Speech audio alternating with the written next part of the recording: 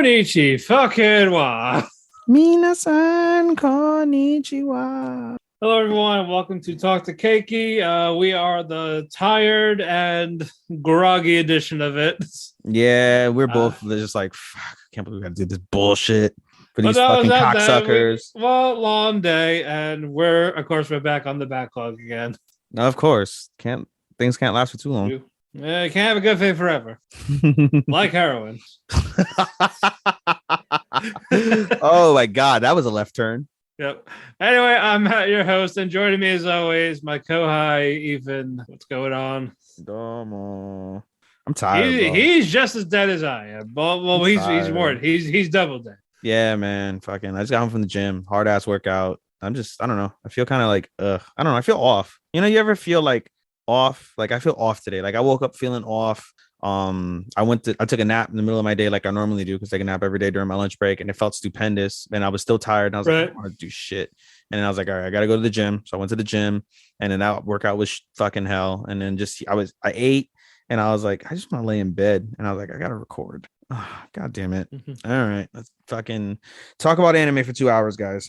Yeah, we're just gonna do that. We got our first season finale of Winter. So that's one less on the show. Indeed, for the next 5 weeks or so. Yep. We are doing Keki Shop next week. It's actually going to happen. We promised this time. Yes, we're going to do a special edition of JoJo with our other two admins for the Eat the Cake. If they're free. If they're free. Well, I mean, they better be free. Yeah, they got till next Thursday, so. Yeah, so, I mean, fuck. What's it called? Yeah. But we're gonna do it because we're not gonna do a Talk to Keki since I'll be in Vermont for the 5 days, so I'm not gonna have time to watch everything. So, so when I come back, I'm gonna use those remaining days to catch up. Fair enough on everything. So we could do Keki Shop of the first quarter, or the first third of JoJo's Part 6, Stone Ocean. The first quarter. Oh yeah, up to third. Yeah. Third. Is it a third? Oh yeah, because they normally do 30-something episodes, right? Yeah, like the last ones were 39, so I figured they're gonna do the same thing. That's such a well, I guess 13 this season. That makes sense. They didn't go 13 though. They did 12, didn't they? 12, 13. It's around there. They're gonna do 12, 13, 14 to hit 39. The fuck?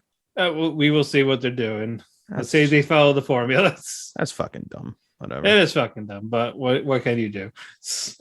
Also, on top of this, Jujutsu Kaisen is getting a second season officially next year, 2023, winter 2023. Yep, winter 23. So we're not gonna have the overlap shit again. Yep, it's gonna start in January. Looking forward to it. There you go for early anime of the year for people that watch nothing else. Yes. Reminder also, tickets for the Jujutsu Kaisen movie in America drop in about 9 days, I believe. They said next Friday.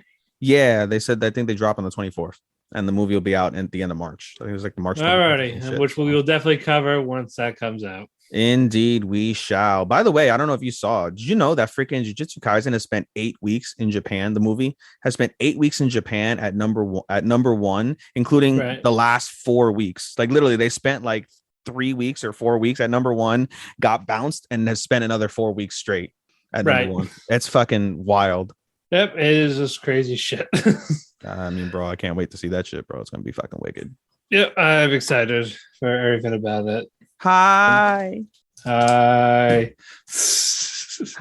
Mochidon. We'll have another announcement season-wise when we talk about one of our shows. But also, Tokyo 24th Ward will not have a new episode next week. Today. Tomorrow. So tomorrow as we record, which is basically Wednesday. It's a Wednesday. But no new episodes till next week. Yeah, they said that they're taking we're not recording next week anyway, so it doesn't matter. Yeah, well, I mean, at the end of the day, they're gonna catch up basically, because the reality of their thing is they were a week ahead of all the shows. That's completely. Right, they were, because they did their 1 hour thing early. Yeah, so they had their 1 hour special early, and so they're a week ahead. Now they'll be covered with all the other shows that'll be on week 7 for the most part. I think there's only one other show that's like a week behind, I think, or 2 other shows as far as we know, and then Shimue. I think Shenmue, whatever you want to call it. Vanitas started a week late. Yeah, well, for you, Vanitas is late. Yeah. I mean, if we go through the list, Princess Connect started a week late. Trap Isekai was a week. I'm not watching that one. That's about it. Yeah, the rest were the normal. Yeah, the rest are on normal schedules, so that'll be straight.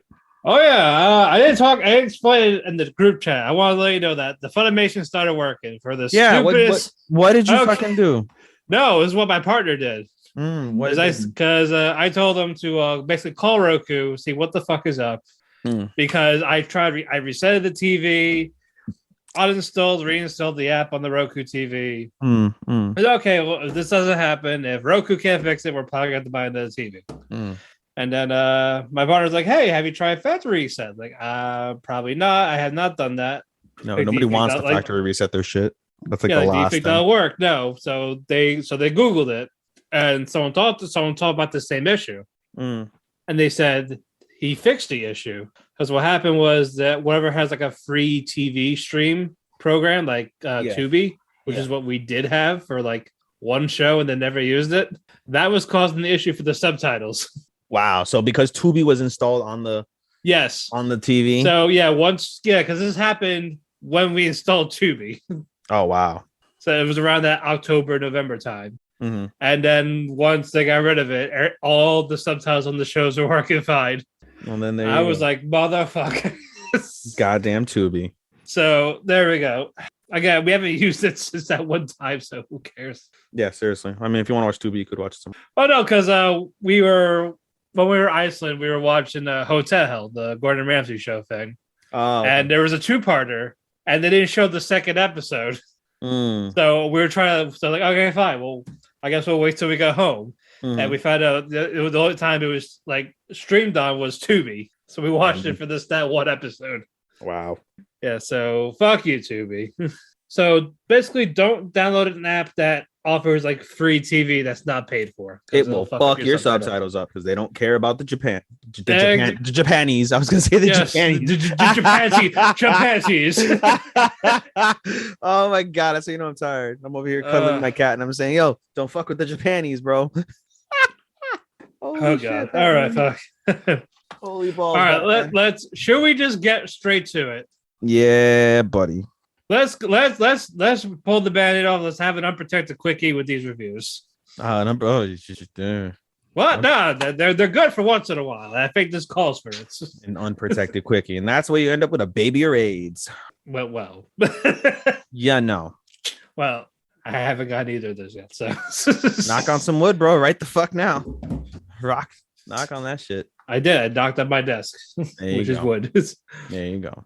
All right, let's get right to it. Reviews. Lupin the Third, Part 6. I held off because I talked about how there were 2 episodes last week. I held off on the last one because I was thought, okay, maybe Part 2 will be this week.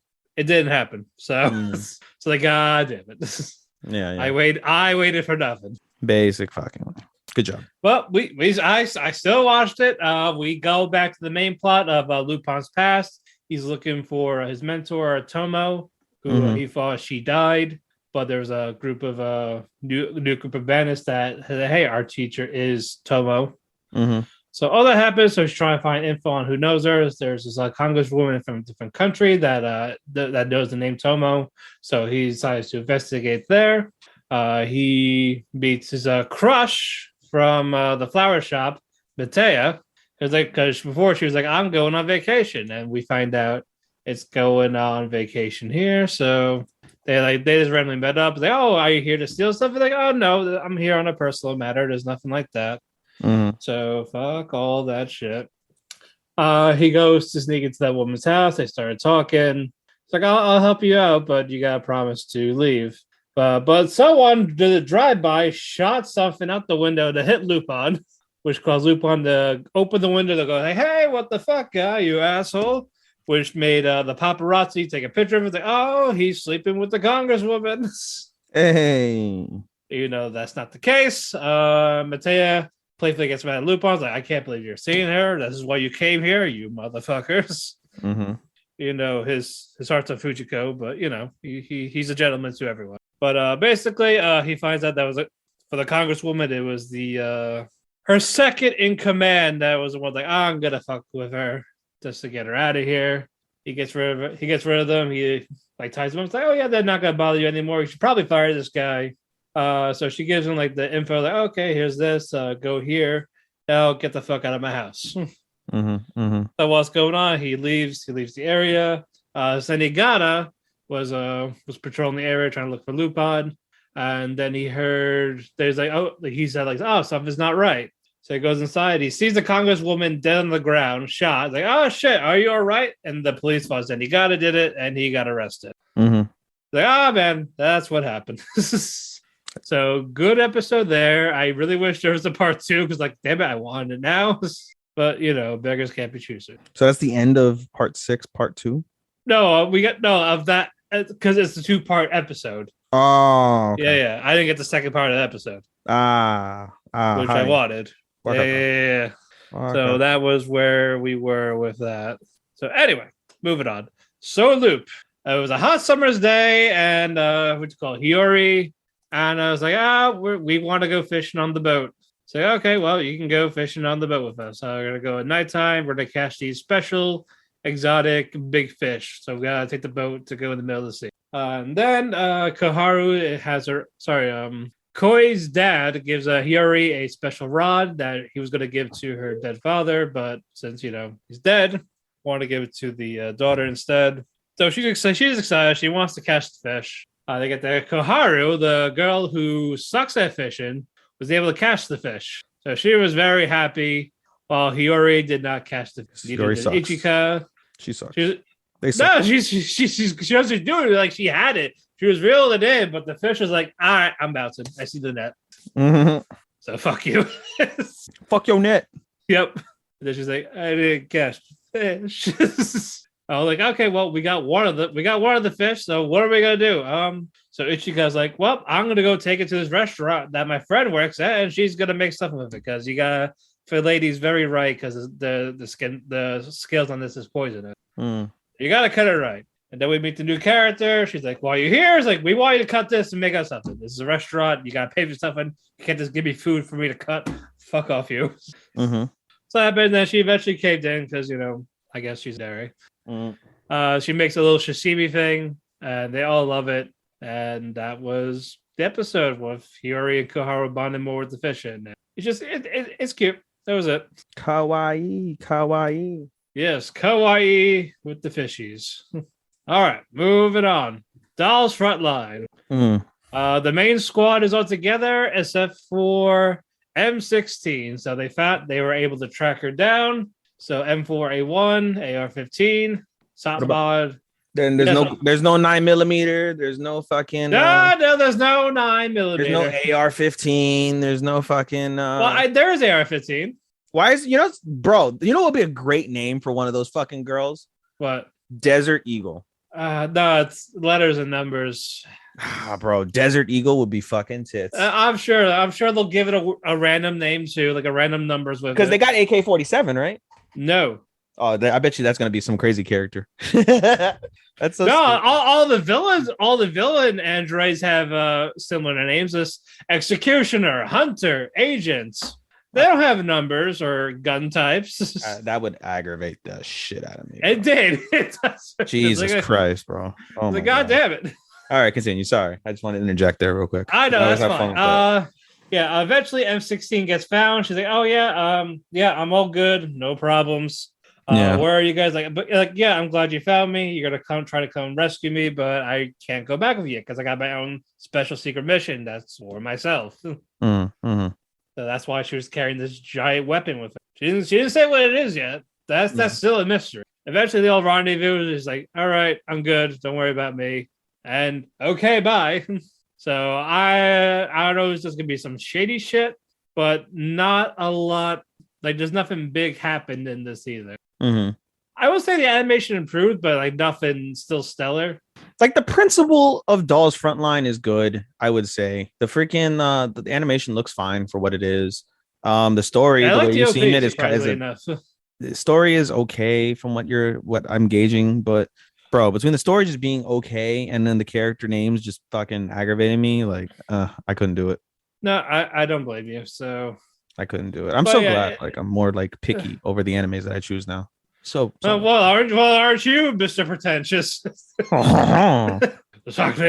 Okay. Oh. Teddy croissants. Egg. Egg. No, we're not doing Cody. We're not doing French Vince. Cena, you're fired. Cody. Puppies. Roman losing. Impossible. What a maneuver. I got him with the what a maneuver. Oh shit. All right, moving on. Akebi's sailor uniform. Akebi's excited. He's like, oh, I'm going to invite one of my friends over finally. Just one.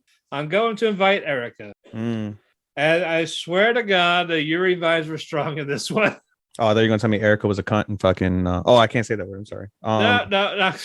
Fuck. My bad. You'll get bleeped out. Yeah, right? Erica's a bitch. Yeah, that. No, Erica's nice and cool and all. Again, the Yuri vibes. Like, oh, Pinky promised something. Their like lips are almost close to each other, but it's still not. So, do they legit like each other, or is it just like they're friends, but I don't know if they like each other that way. Do they talk about boys at all, or what? Do they talk about boys at all, or no? I still swear all the students have the house for Akebi. So a lot of students like her. She goes to an all-girls school, right? Yeah. No wonder. Okay. Yeah, maybe. Yeah, and that's her personality is what attracts them. That's why like she's not like everyone else. Maybe it'll be like a female Sasaki and Miyano. Maybe I don't know how the manga is. It might be a little different, but as of right now, it's still a no. Makes sense. And yeah, sorry, I'm gonna use the first name. Komichi. That's Akebi's first name. Komichi and Erica. What do? They hang out first? They go fishing. Oh my god. I swear to God, I thought I saw Slow Loop already. I thought I saw the latest episode.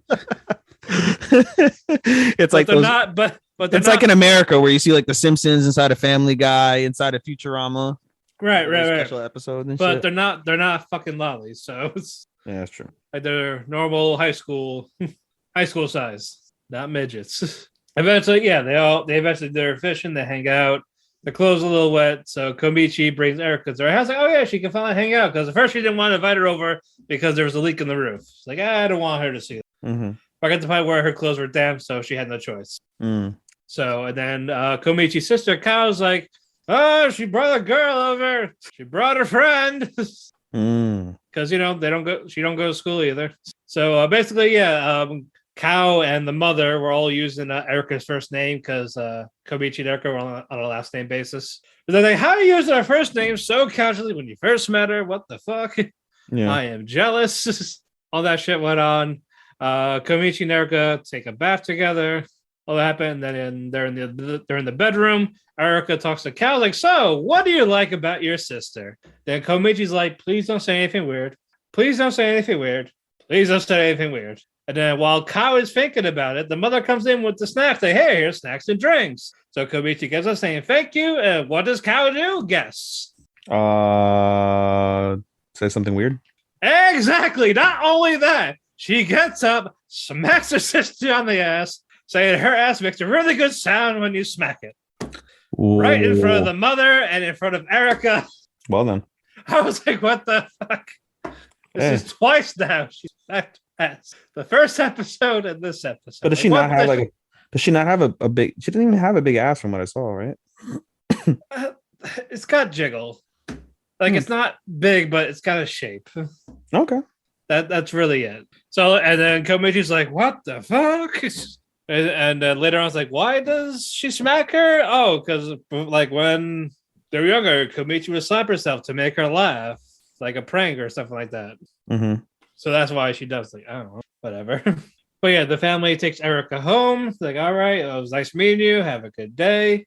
And Erica starts running towards the car, saying, wait! Komichi, I'm going to call you by your first name from now on. Let's all have a first name basis. That makes Komichi happy. And the episode ends there. Oh. So it was a cute episode. It's probably one of the better ones.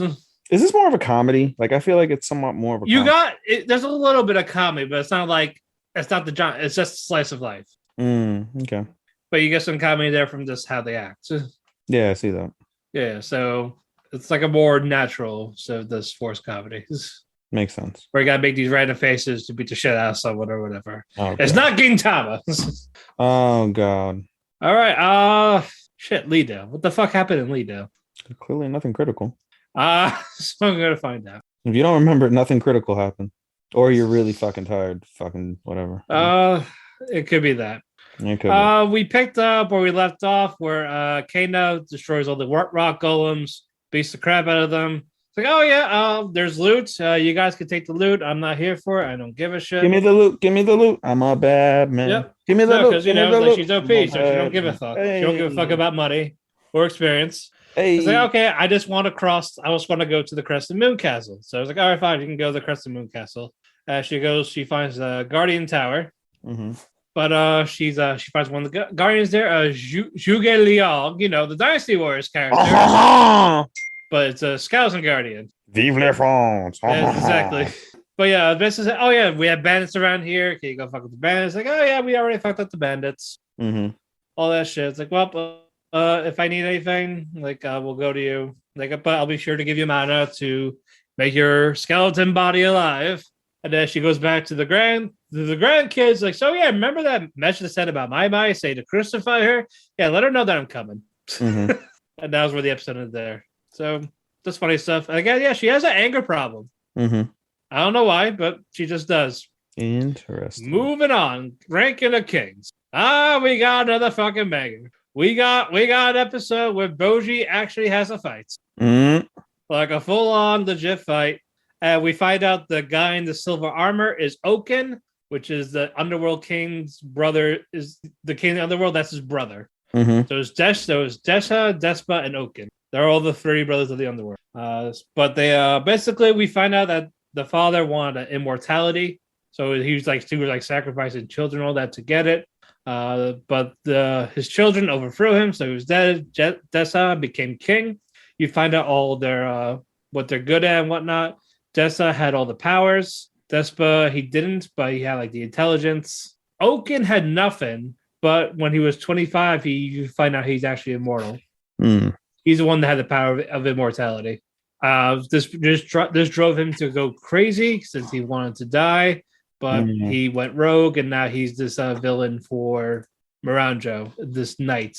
Isn't that ironic? Like such an ironic trope that like people who want to live forever die, and everyone who wants to die normally gets to live for like a fucking long ass time. Like, it's not that he wanted to die; he just didn't want to live with that type of power. Like it just drove him insane. Mm-hmm.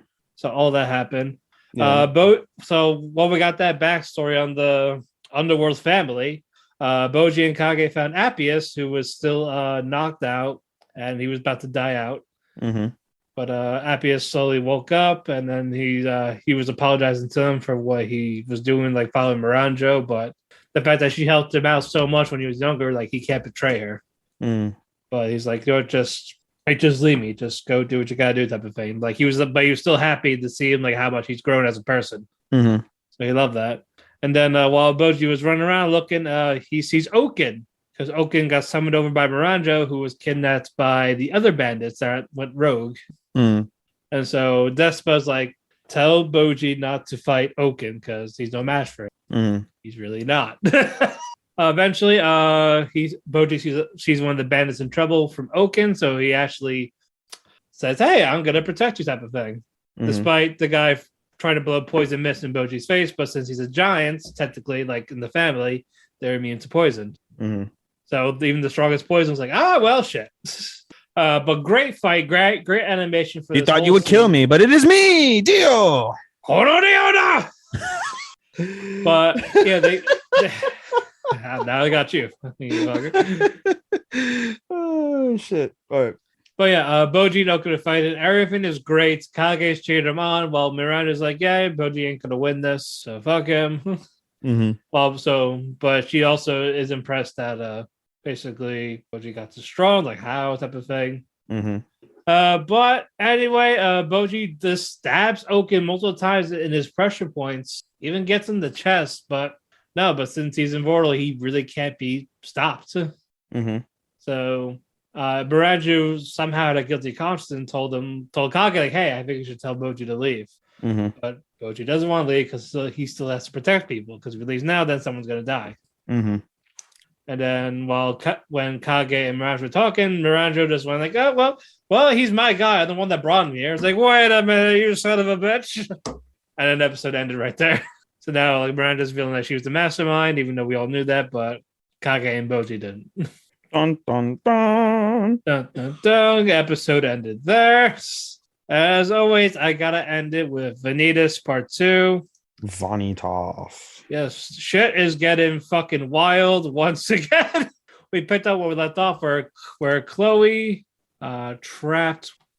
I keep getting her name wrong. Nania, the bodiless figure that steals people's true names. But Chloe tricked her to get a physical body so she can kill her. Mm-hmm. Like so she got the trap, and she's killing her because she took Jean-Jacques' real name to turn him into this beast. Is because she didn't want anything to happen to him, but now because of this creature, something happened to Jean-Jacques to become this beast. So that pissed Chloe off. So she like has his hands around her neck, choking the life out of her. And then it looked like she was about to die. The body's cracking, but Vanitas had this realization that he tells Chloe not to kill her. And her body's revealed, and you find out Nania's true form is the queen that we talked about in the first season. When Vanitas called August out to say, hey, where's this queen? Are you hiding something from her? That's because no one has seen her. You find out that Nania is the actual queen. She's like this deaf person, like Lady Death. So it's like, holy shit. That type of thing. Like you actually see her whole body, like blonde hair, red eyes, like she's about to kill you. She grabs Chloe, has her like kisses her, but pours this black ooze into her to like poison and choke her out. And while all that happened, like she just disappears, like she retreats. You see Jane. She realized that Chloe is not the beast because she thought that's who the beast was. That's why she was supposed to kill her. But yeah, Jane gets her ass kicked. We see more fucking shadow-like creatures killing people. Old other like dog-like guardians. And guess who comes back? Roland, our favorite paladin. He comes back for the rescue after Vanitas and No had an argument because No was like, hey, you knew about who she is the whole time. Wouldn't you say anything? Like, oh, well, you wouldn't believe me. So what the fuck you wanted me to do? So No just headbutts Vanitas, Tanjiro style. Oh, shit. And it's like, I would have believed you, goddammit. After everything I've been through with you, yeah, I would have believed you. It's like, why'd you headbutt me? That hurt. And he headbutts him again. Wow. And that's when Roland showed up, and he's like, my buddies, my friends, how are you doing? He pulls them all in like a hug, like, so what are we going to do here? Like, he was intrigued by what they're going to do next after seeing them team out the first time. So it's like, all right, well, I love you guys. So what are you guys going to do? Let me know what you need help with. I got you, man. And then he tells Roland, like, hey, I could you protect the villagers who got transported into this little vortex void thing that they're all trapped in because of the queen, and make sure they don't die while we try to break the curse of the beast. Like, all right, sure, we got this. So Roland goes, he gets a superior, it's like, hey, you're gonna help me out, right? It's like, well, fuck you, but sure, I'll help you. After that, you get backstory on Jana, and then you find out like she was basically, even as a child, she was like brainwashed to think that she was a tool for killing. And then you see her parents like, oh yeah, we'll be right back. Goodbye. We love you. And they get decapitated in the fire because she disobeyed. So if you disobey, we kill your parents. That type of thing. So it got to the thing like, yeah, like she kept repeating stuff that she was a tool and all this. We fast forward to when Jane met Chloe again, like when she was younger. Like her job was to kill her, but she couldn't kill her because she still remembers her, type of thing. And when Chloe basically fell, which people assume fell to her death, which that wasn't the case, she like oh shit, I'm screwed because I'm the one that I didn't kill her. She like died on her own. So this is like her redemption. Like, oh yeah, you gotta kill Chloe for real this time. And then you see like Vanitas like arguing with her, like meant like in her thoughts, like, I'm gonna I'm gonna cure her curse and all this. Like, you're not killing her. It's like, it's too late. It's like, no, it's not too late, type of thing. Mm-hmm. And episode ends there. So great stuff. Now I just gotta wait, see what they do next. Makes sense. We're at the halfway point for this one. So yeah, what the halfway point for majority of animes, I'd say. We are. That is it for me. Your turn. I got nothing. Let's move on. I'm just kidding. Oh yeah, all right, you're not caught up. Well, fuck this. No, I'm just kidding. All right, we'll start with Worlds End Harem. I gotta think back on shit that was said. Basically, the episode kind of focuses on more of the mysteries involved with the initial outbreak. And so what's it called? Reito gets the picture back, and he notices it starts interacting with his band. He's like, that's weird. So he goes to the bathroom and he opens he puts the picture to the band, and he actually gets to see the original plans from the MK virus, how it was made. There are some parts that were destroyed, I guess, in the documentation, so he has to basically reverse engineer the virus to come up with it. But yeah, he basically has this information now, and so there's that. So he's starting to work in secret and do stuff around like behind like the UW's back and behind his new attendant's back. And so there's some controversy there. Meanwhile, his nurse kind of like suspects stuff, and she's starting to like question like what's going on. So she meets up with the new attendant in the bath and was like, hey, where were you?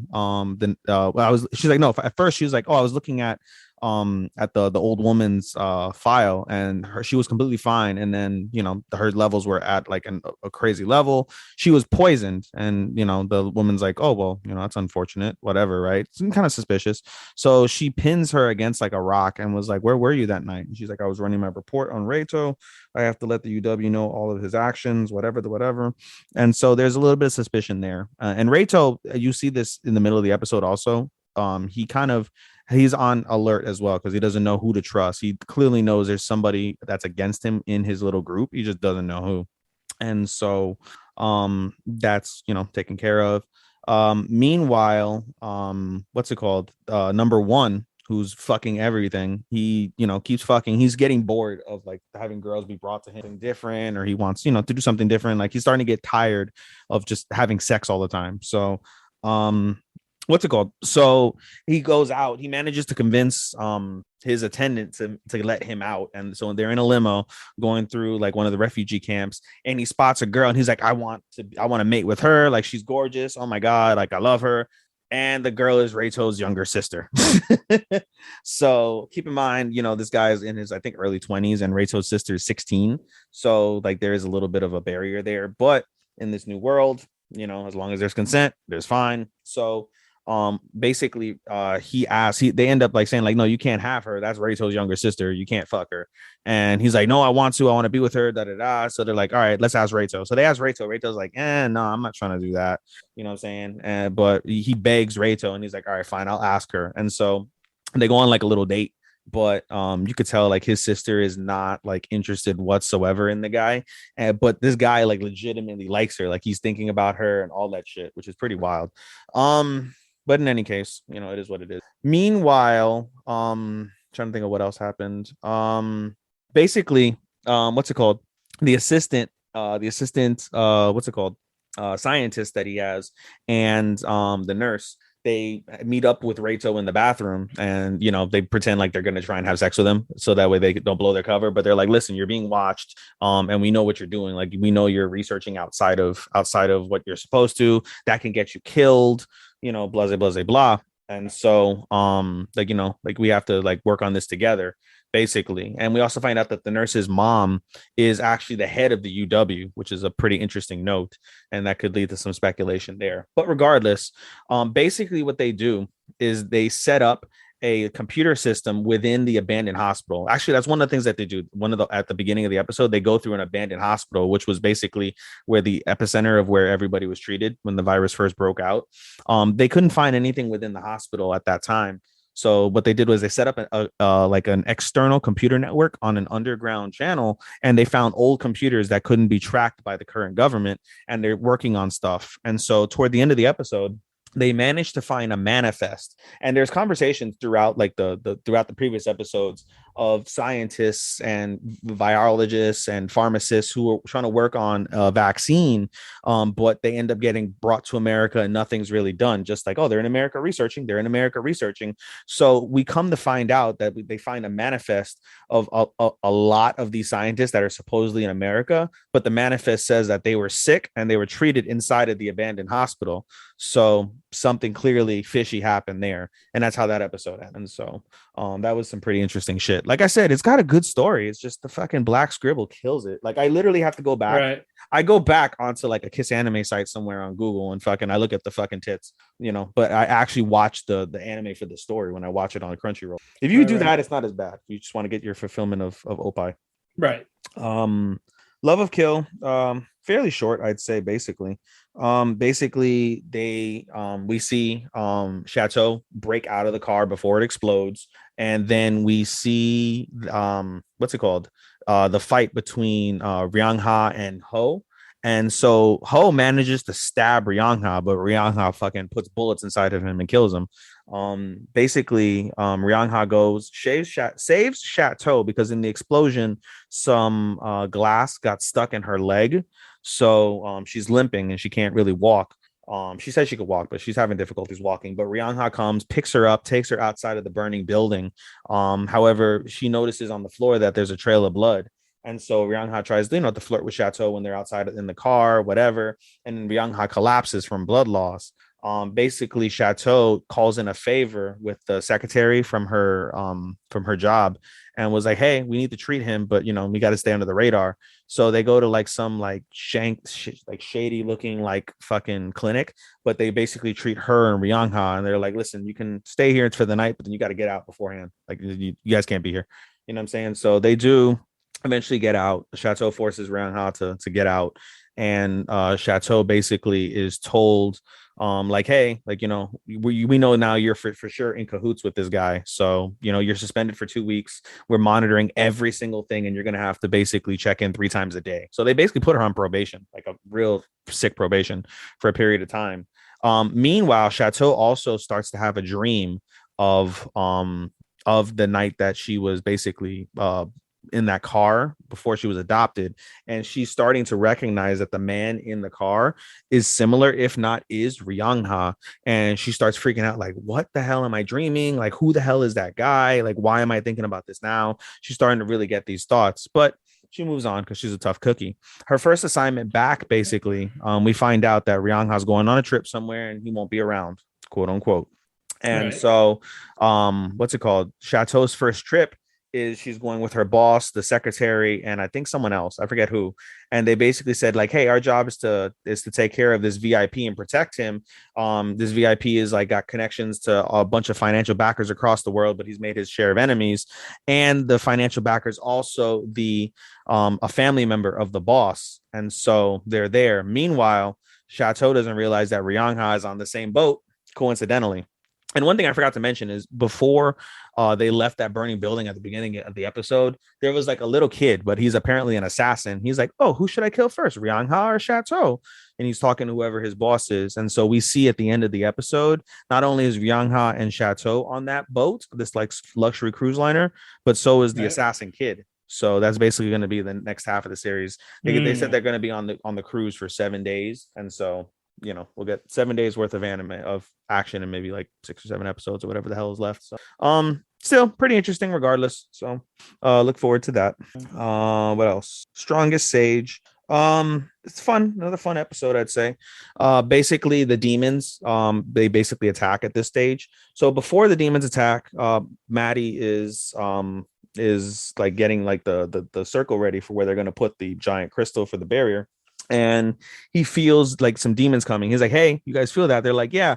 They're like, oh, go ahead and dispatch those 2 demons. And so they run over to the thing. They're able to take down one of the demons themselves really easily, I'd say. And all's well that ends well there. They feel another surge coming back from the school. And they're like, oh, shit, this is a big surge. This might be them. So they run back to the school. Maddie's like, hey, I'm not done building the barrier yet. So, buy me some time until I'm ready. and we should be okay. So the search happens, and you see the headmaster and you see all the kids there being led by Alma and Lori. And Alma and Lori basically using everybody, they take down a single demon, and it's a struggle for them all, but they do manage to eventually defeat the demon. And as they defeat the demon, they're celebrating, and all of a sudden a bunch of demons show up, and they're like, "Oh, we're gonna kill you and eat you," da da da da, whatever fucking corny shit they say, right? And they're like, "Oh fuck, it took us," and they're like saying, they're like, "Man, it took us forever to beat one demon. Like, I can't imagine killing all these demons. Like, we're screwed." But at that moment, Maddie shows up. He's like, "Thanks for buying me time." Fucking slices all the demons to shit. Just fucking slice them, slice them, slice them, slice them, slice them. Easy work for him. And all's well that ends well. The second part of the battle, though, is the monster horde. Basically, they summon a monster horde to come run rampant over the city. And so the students, he lets the students and the headmaster handle a lot of that action, and they do fairly well with their skill, along with some traps that the gang had laid out. And so the final monster that came is what's called the void monster, or void eater. I think it's called a void eater. Basically, it eats other monsters to grow itself.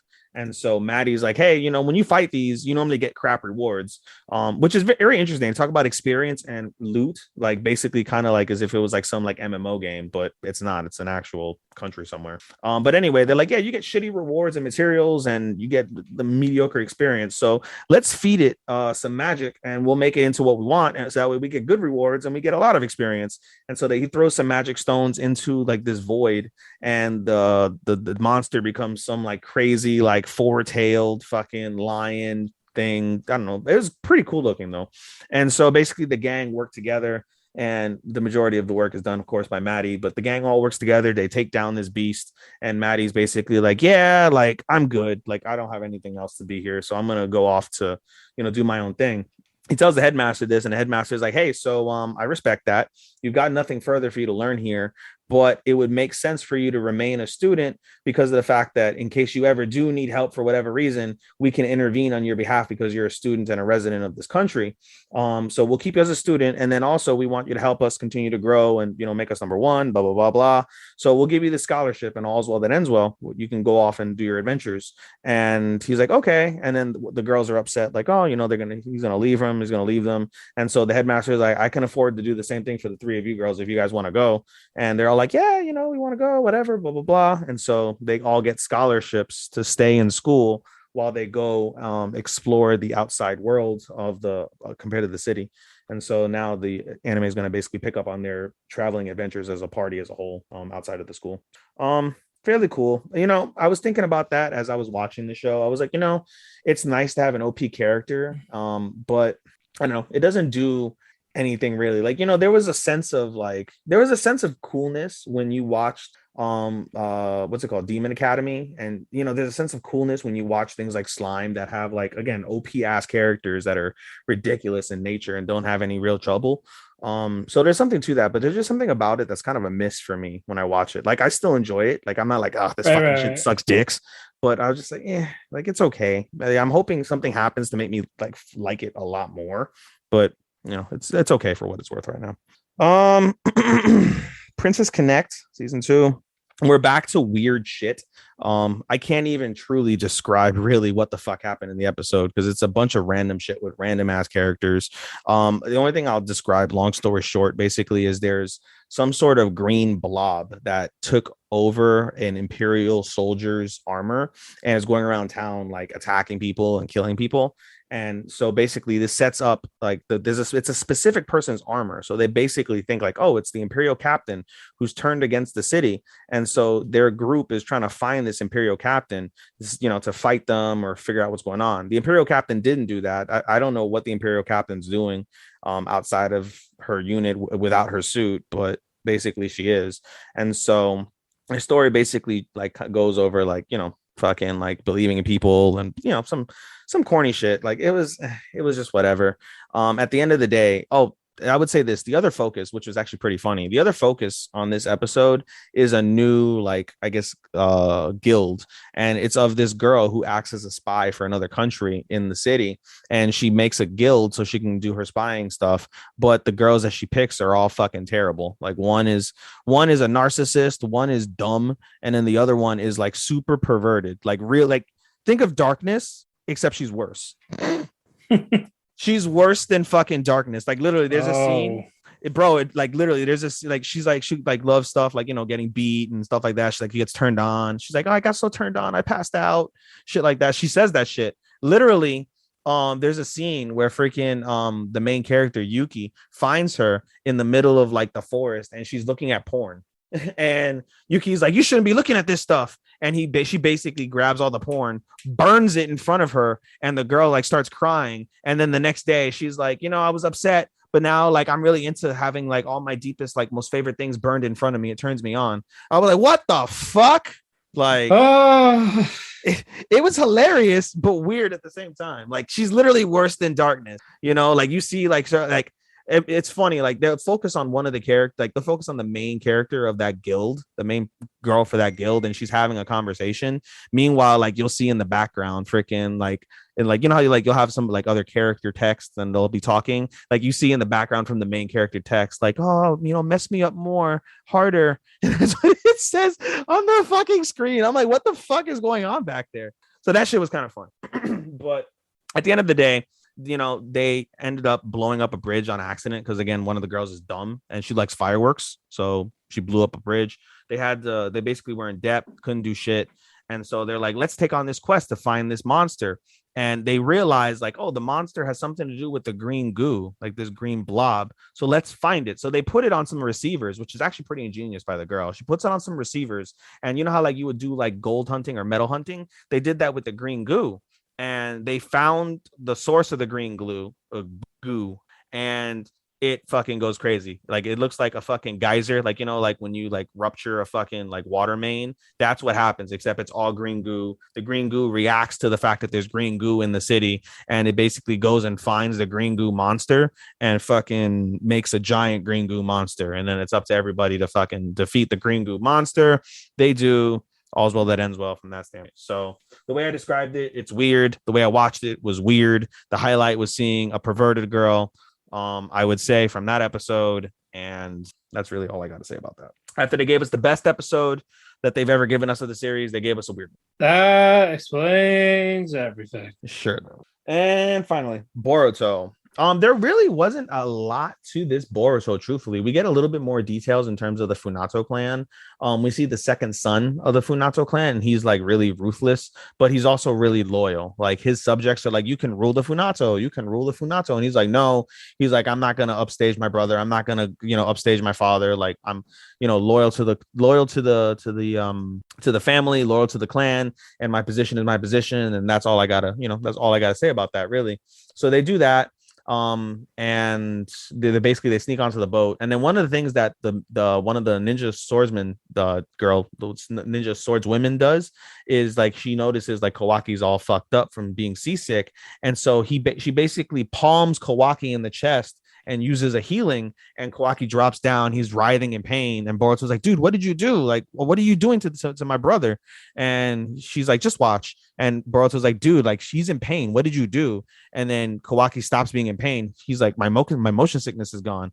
And Boruto's like, what did you do? They're like, oh, it's an ancient like cure for motion sickness. And she's like, well, why didn't you do that sooner? And she's like, I wasn't obligated to. But the reality of it is, she's like, she wasn't. But the reality of it is, if this mission goes well, they'll reduce their sentence out of jail, because they're currently in jail, as I said a few weeks ago. So that's why they did it. So that basically falls from that specific realm, with them being on the ship.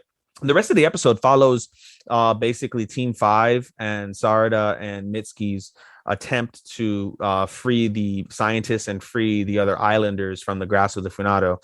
They come up with like a pretty decent plot, and it goes really well. They manage to sneak onto a boat in the harbor, and they're able to get the villagers and the islanders to safety. And I imagine at some point they're going to try and recon with the rest of the group as they face the main Funato on the main boat. So it's pretty specific and down the point review on that. So that's all we got really from Boruto that week. But still good stuff. It's exciting. I look forward to seeing what else they do with the episode, because again, it's solid stuff. It's not bullshit like we sometimes get with Boruto. So right, looking forward to that. And that's it for me. Oh, by the way, I guess as an unrelated news topic, but kind of related, 86 comes out in 3 weeks. Yeah, you got a recap episode and then 2 more. Are we getting another recap episode? March 5th, and then the next 2 weeks after are actual episodes. Why are we getting another recap episode? That's the third recap episode. Well, it's in case you forgot all those weeks ago. Oh God, I didn't know it was gonna be a third recap episode. I thought we were just gonna go straight into 11 and 12. We are after that recap. Good God. Recaps all around.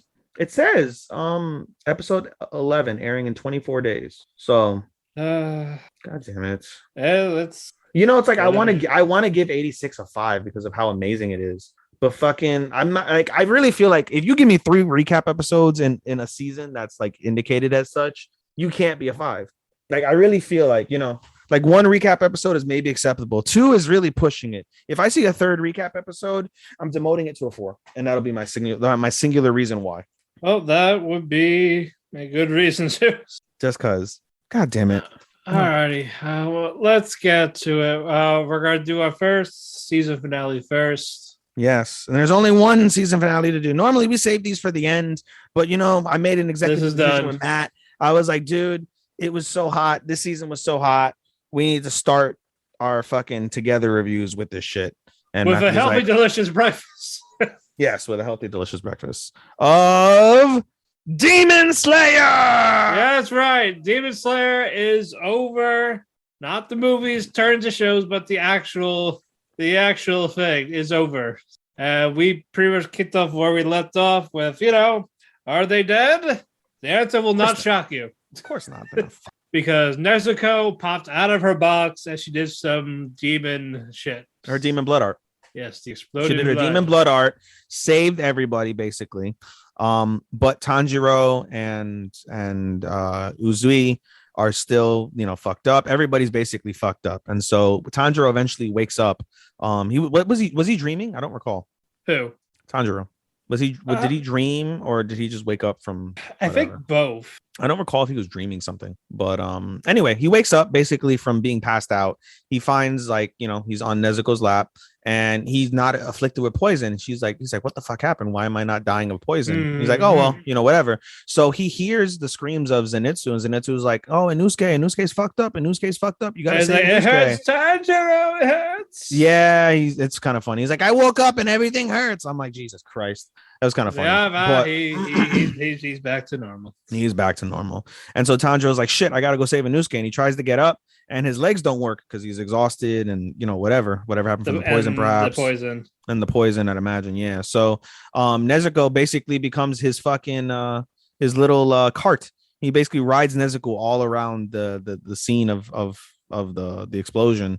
Yeah. And from there he goes to save Inosuke. Inosuke is dying of the poison himself. And we basically see why Tanjiro isn't afflicted by the poison. It's because Nezuko uses her demon blood art to get rid of the poison. Apparently, if you burn demon poison with the demon fire, it'll kill it.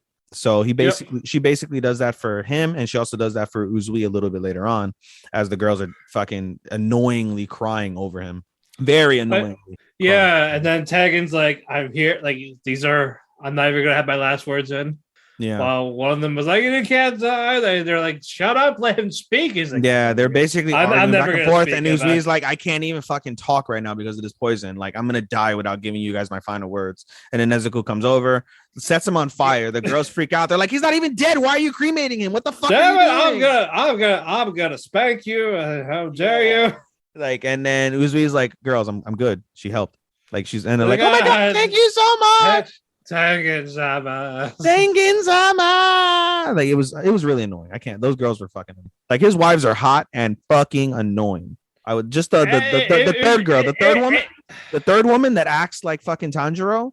No, not even the one that looks like that has Tanjiro's look. She's annoying. The one that has fucking Zenitsu's like acts like Zenitsu. She's annoying as shit. Suma?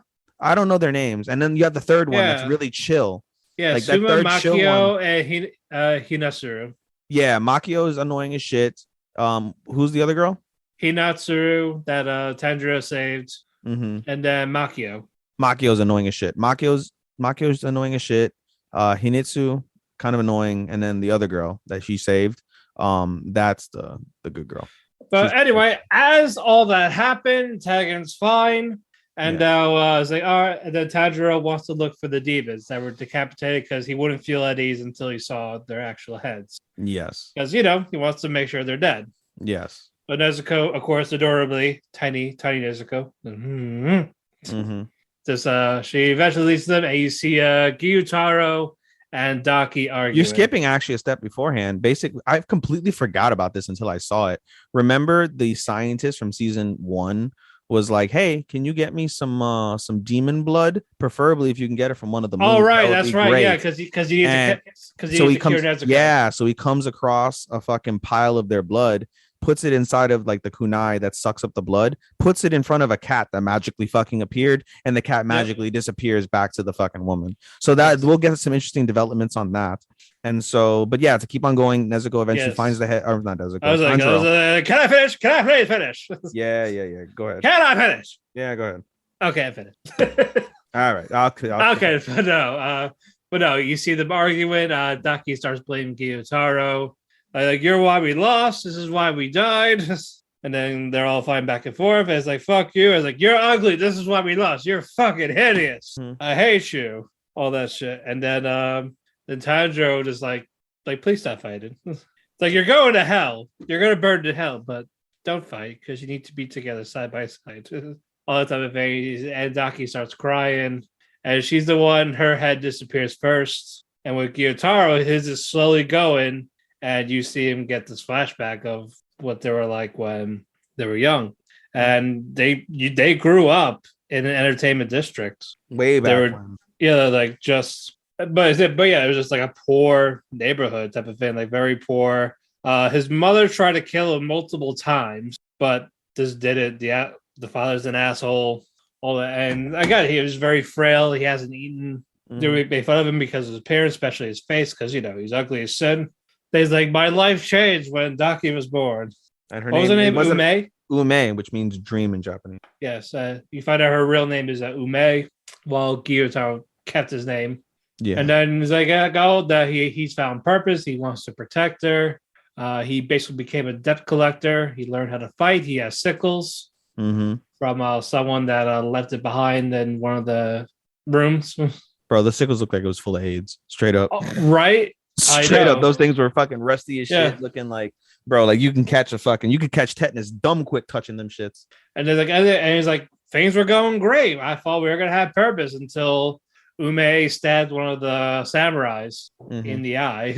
And when Gyutaro found out that his sister was basically buried and burnt while tied up.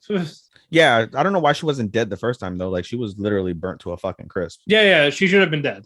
She should have been dead. Like it made no sense why. But this made a Gyutaro, and she stayed alive for hours. On top of that, I know. So that was like agonizing pain. What the fuck? And she's like, being just held on like this guy's fucking shoulders on some rough clothes or whatever the fuck. Like, well, I was gonna say she was tied up and buried underground. Yeah, bro. Like I was like, what the fuck? Like, but Gyutaro starts freaking out, and the samurai slashes his back. And he's like, "Where's that the ones?" And the old lady's like, "I hate these guys, so it's okay. They're fucking assholes." And Gyutaro jumps up, slashes the lady in the fucking face, kills her.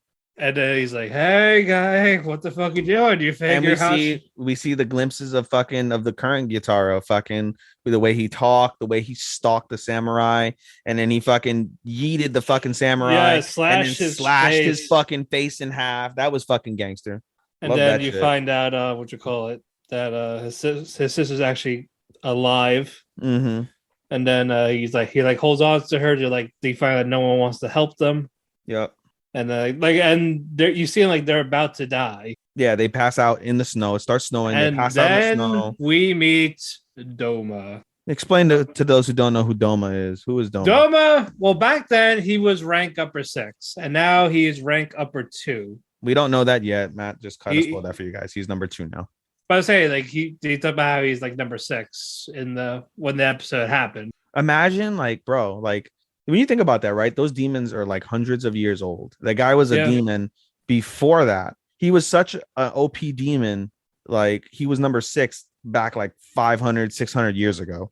Yeah. And he's risen in those 600 years since. to fucking from 6 to 2. If you actually look up, if you're gonna learn about him, you're gonna learn about him really quick. What is he, like a fucking caveman? He's been a demon since caveman? No, he's a fucked up individual. Oh, you could probably tell, bro. Like fuck, No, he had the fucking like leg and the head of a fucking pretty woman in his head. No. I'm talking about what he does. You know what he does is his spare time and all that. When he does in his spare time? Like what he does no. when he interacts with humans. Oh, during the day, I guess, when he's not. Yeah. What the fuck? Yeah, he fucked up a lot of the Demon Slayer's lives. Especially the butterfly one. Oh, really? Yes. Wow. That's all I will tell you, but he's a fucked up person. Oh shit.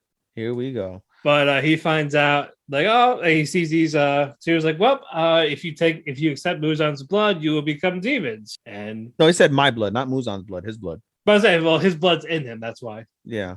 So it's like if you accept his blood, if it accepts you, that you become demons, because only Muzan has the power to turn them into demons. And yeah, it says his blood's in Doma, he could do it. Because you just need his blood. So they're able to turn into demons because of this. And like this, and you see that they're this unstoppable force until they're not anymore. Until their heads are severed. Yep. And then we get a glimpse of the afterlife where Gyutaro and Ume were arguing. Well, Ume was trying to apologize. I'm sorry I said all this.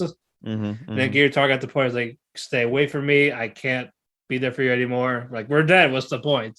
So he's like walking towards the fires of hell. Yeah. Like get away from me. Meanwhile, she could have freaking gone to the light. They both could have gone to the light, but no, they walked into hell together. Yep. But then Ume went behind him. Was like, I'm sorry, I didn't mean to say that. I was blaming myself because I thought I was the weak one. What was going on? As like, do you remember our promise that you go flashback to when they were younger? Like he was actually being a sweet brother. Like they were like stocked up like in the freezing cold. He had like this big giant hay jacket, whatever. It's like, I'm going to protect you. That's going to be all I'm going to do.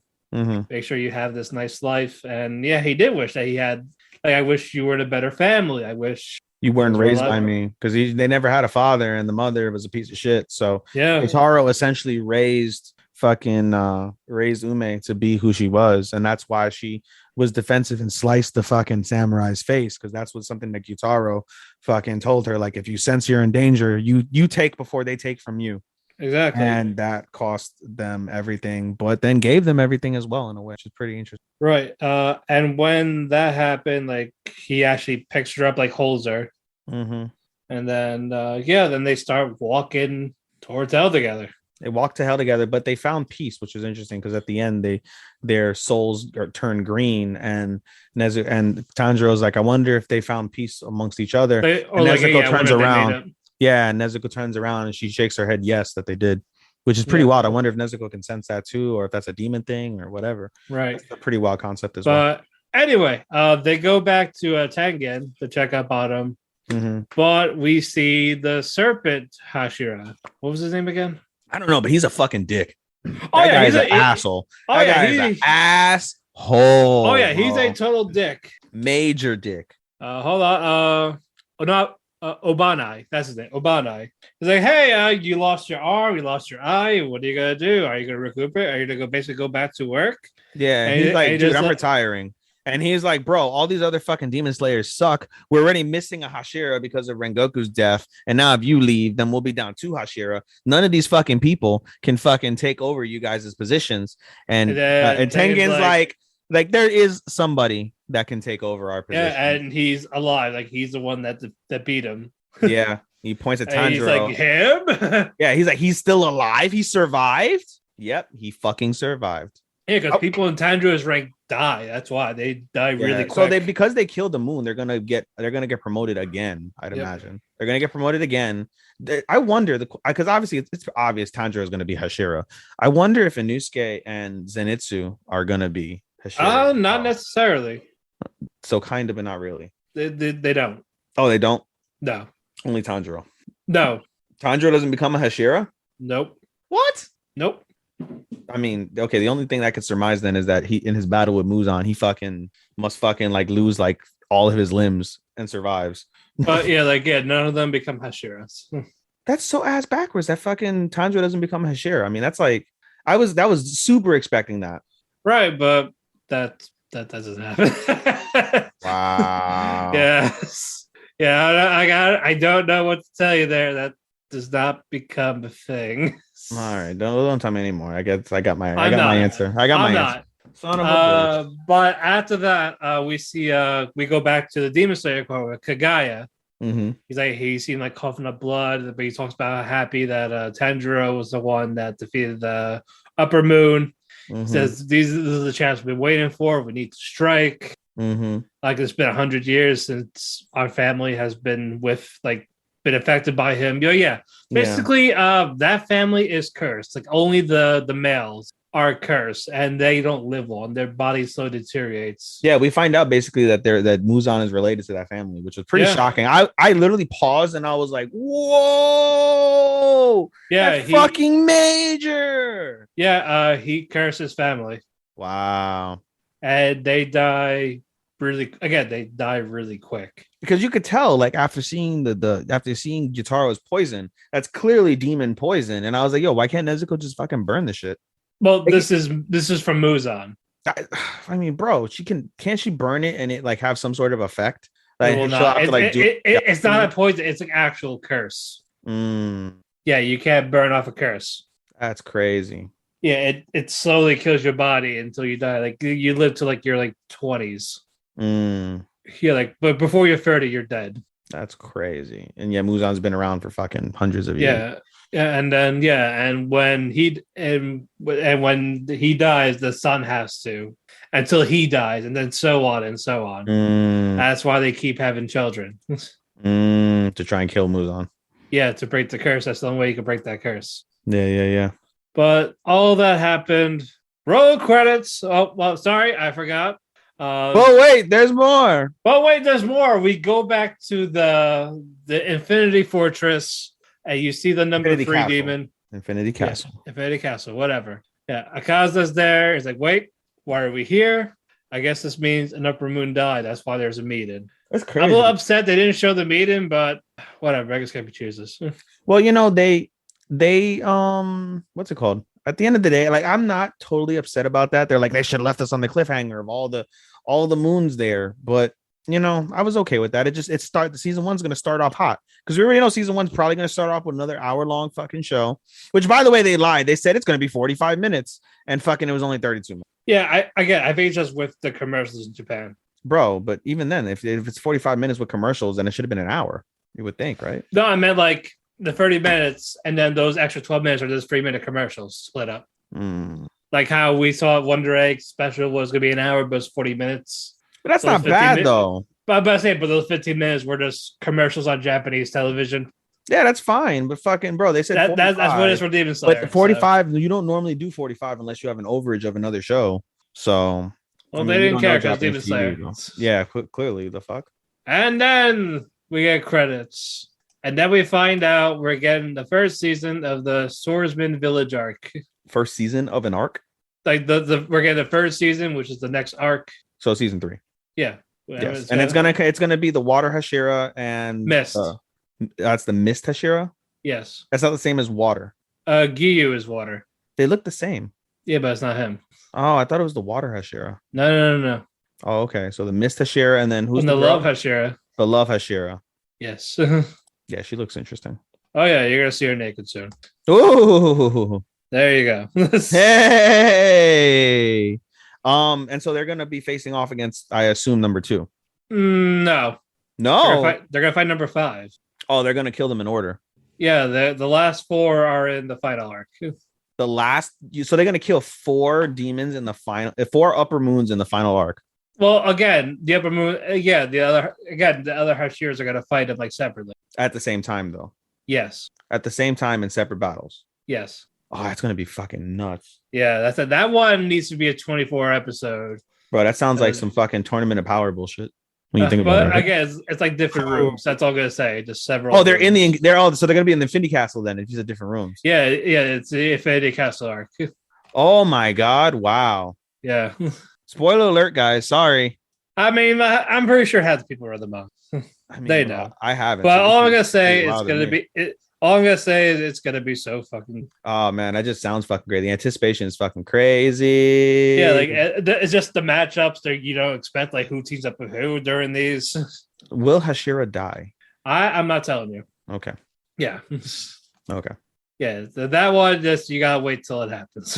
Mm, But yeah, great stuff. I can't wait for whenever they do it. I'm gonna assume it's next year, I'd imagine so. like winter 23. I'd imagine so because they don't have a movie unless they decide to do a movie. Well, it says TV, so You know, it'd be the ultimate slap in the face if they did that final arc as a movie. you cannot They should ask. They should probably start it as a movie. They could start it as a movie and let it continue, right?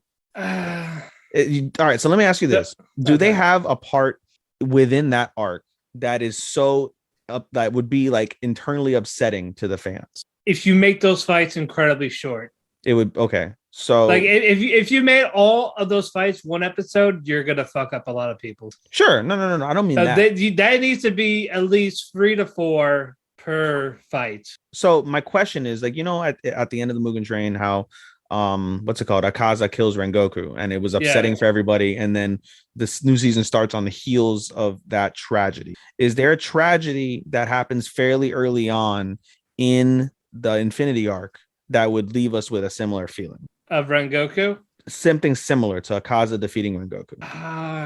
Because then if you have that same element, you can do a movie at the beginning of the Infinity arc. Nothing that would lead into a movie. Like nothing like nothing you would make a movie and then lead into a sequel. No. Okay. No. Okay. All right. Just a thought. Yeah, no. Throwing shit on a wall. Okay. Cool. Yeah. Well, I say, Mugen Train was a movie because the manga chapters were so short. And the red light, and then the next one, they're around the same chapter wise. And then you get a rehabilitation arc, but you could put that with the Swordsman Village because that's like 5 chapters. And then there's like 50 chapters for the Infinity arc. Oh, so there's only 3 chapters left in theory then. Like free arcs, like three arcs two big arcs and one that's like in the middle, like a break. Okay. Yeah. So okay, that makes sense. Is that one in the middle like critical? Yes. Okay, I was gonna say they can't do it as like an OVA. No, like there's something that happens. Like you get development from some of the other Hashiras and how it leads into the next arc. Okay, so then that would definitely because that's crazy in itself. Okay, so then if you said that the other arc is the same as the Entertainment District arc, which ended up lasting 11 episodes, I'm saying like you could do the Swordsman, and then you could do the rehabilitation arc, which is like you could do that in one episode basically. Oh, and you then could have it. Oh, okay. And then you have a giant cliffhanger of how it goes off to lead into the final arc. So you can have the cliffhanger that everybody wants at the end of the rehabilitation arc. If they do it right, yes. Okay. If for the people that read it, you know what I'm talking about at that event. Okay. I haven't. So this is all interesting news to me. Just now I'm thinking about a bunch of shit. Okay. Yeah. Cool. I dig it. Yes, you're gonna dig it. I dig it. So now that we are finished with this, what do you give it, Matt? It's hard. I'm gonna say 4.5. Well, that last episode. Not the finale. I think there was like some episodes that didn't like fully hits because like the some were like really, really, really strong, and then you had like an episode 2 that were just okay. It was basically the second half saved the whole thing. Like when you see Daki fully in motion, which you got basically exposed. But you could definitely give it an easy 5 because just for the fucking fight. Oh, I'm giving it a 5. That was no question. This is going to be anime of the year as far as I'm concerned, unless something else blows it out the water, which I doubt. I highly doubt I'm going to watch anything that's going to be as epic as what I saw on Demon Slayer. I'm not watching Attack on Titan, so I can't count that. Yeah, we really can't. Well, I'm watching Attack on Titan, but I'm only on season 1, and I'm slow burning that shit. So, yeah. So there's that. I don't think there's anything I can possibly watch outside of the Jujutsu Kaisen movie that's going to make me go, fucking hell, this is the most amazing fucking thing ever in comparison to Demon Slayer. Yeah, especially since I can't think of anything. Not a single thing. Yeah, especially since we don't have Attack on Titan on our list. Yeah. So I mean, for us, I can't think of any other. I legitimately can't think of anything that would supplant it as like the best anime of the year, anime of the season, animation of the season. Animation season is always a little bit closer. So Yeah. moments of the season, I can't think of anything. Like for sure, it's gonna win anime of the year for me, probably. And I'm saying that right now. I'm fucking February the 15th. That it's probably gonna win fucking anime of the year for me. It's probably one of those moments is going to probably win moment of the year, I'd imagine, for me. And animation of the year will be up for debate, but it'll certainly be in the conversation. Music of the year will be in the conversation. What else can you think of? Shonen of the year, that's a wrap. Fucking we don't have that category. well, action adventure, right? Yeah. That's Yeah, basically shonen. We're not the eat the cake. We're not the eat the cake Facebook group where it's a shonen only. Yeah. But regardless, it's gonna win our action of the year. It, bro, like I just can't. Yeah, I just can't think of anything. it's definitely gonna win a lot for I can't the think of a season. single thing that's gonna beat it.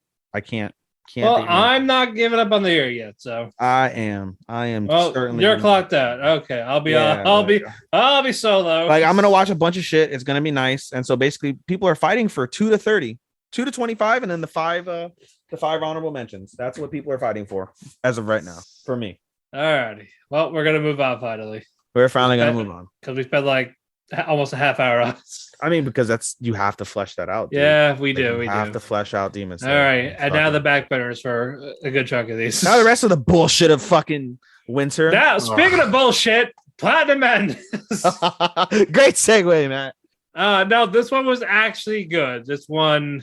This second half of the season has been tremendous. Since the fight with Metropoliman, it's been not even. I would honestly say since Hajime died, it has really picked up. Yeah. I wish we had this. So I'm very curious to see how it ends. For me, it's got a legit chance to be a 4 out of 5. I'm still giving it a 3 out of 5 because it hasn't completed yet, but it's got a shot for me to make it a 4 out of 5 because this second half, since Hajime has died in episode 12, I believe it was, he died. Up until now on episode 18, it's been strong, and I like it. Yeah. Mirai's still a bitch, but it's more. Yeah, Mirai's still a bitch. All right. Tamari, the new god candidate, she fakes being passed out to lure security guards, and she shoots them with the red arrows. I hate her. I do too. She's not. She could die and like. No, she's not important. Don't worry. Nothing about her screen's important. So that's it. We're gonna skip forward to her shit. She escapes. That's it. Surprise, motherfucker! No surprise. Pretends to be shocked. Shocked face. Insert open mouth emoji. Yes, insert William Shatner shock face. But anyway, they all go back to the hideout of the cops, and they actually start. And like, oh, it's just 5 of us. We still can't find the other guy. And it's like, well, we're gonna have to decide who becomes God now. Like we're gonna decide like out of us so far. Like, we gotta have a unanimous decision, right? Like no, like you could, but you still gotta get the guys okay. The last one.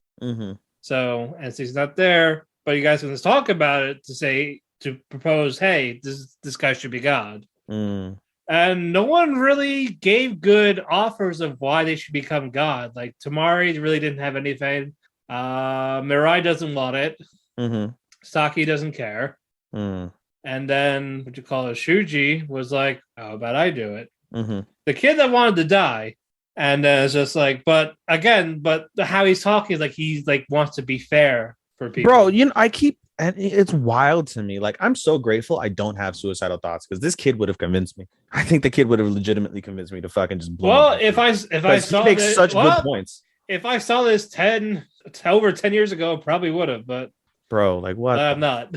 Fuck, bro. Like, that's crazy. Like, he makes great points, and I'm just like, fuck. Like, I don't know. Shit, you know? Well, then, if you watch Babylon, that would probably seal the deal for you. God damn. I'm so grateful I'm not suicidal, dude. Because the fuck. Well, I used to be. Well, that was... What a revelation. Yeah, that. God damn. So, well, I'm glad you're not anymore. Not anymore, yeah. I'm glad you're not anymore, buddy. No, yeah, that was dark times. But anyway, all that's going on, and then they're like, "Well, should you become God?" They all basically say yes. Yuri doesn't care as long as he gets to keep her wings. and like nothing bad would happen to them. Like they just can't drop out beforehand. Mm-hmm. While that's going on, we meet the actual candidate. One of my favorite Sayus, who voices Gaku Yoenda. And he's this college professor. He's like this. He's a brilliant man. Won the Nobel Prize in physics and literature. The youngest person to ever do so.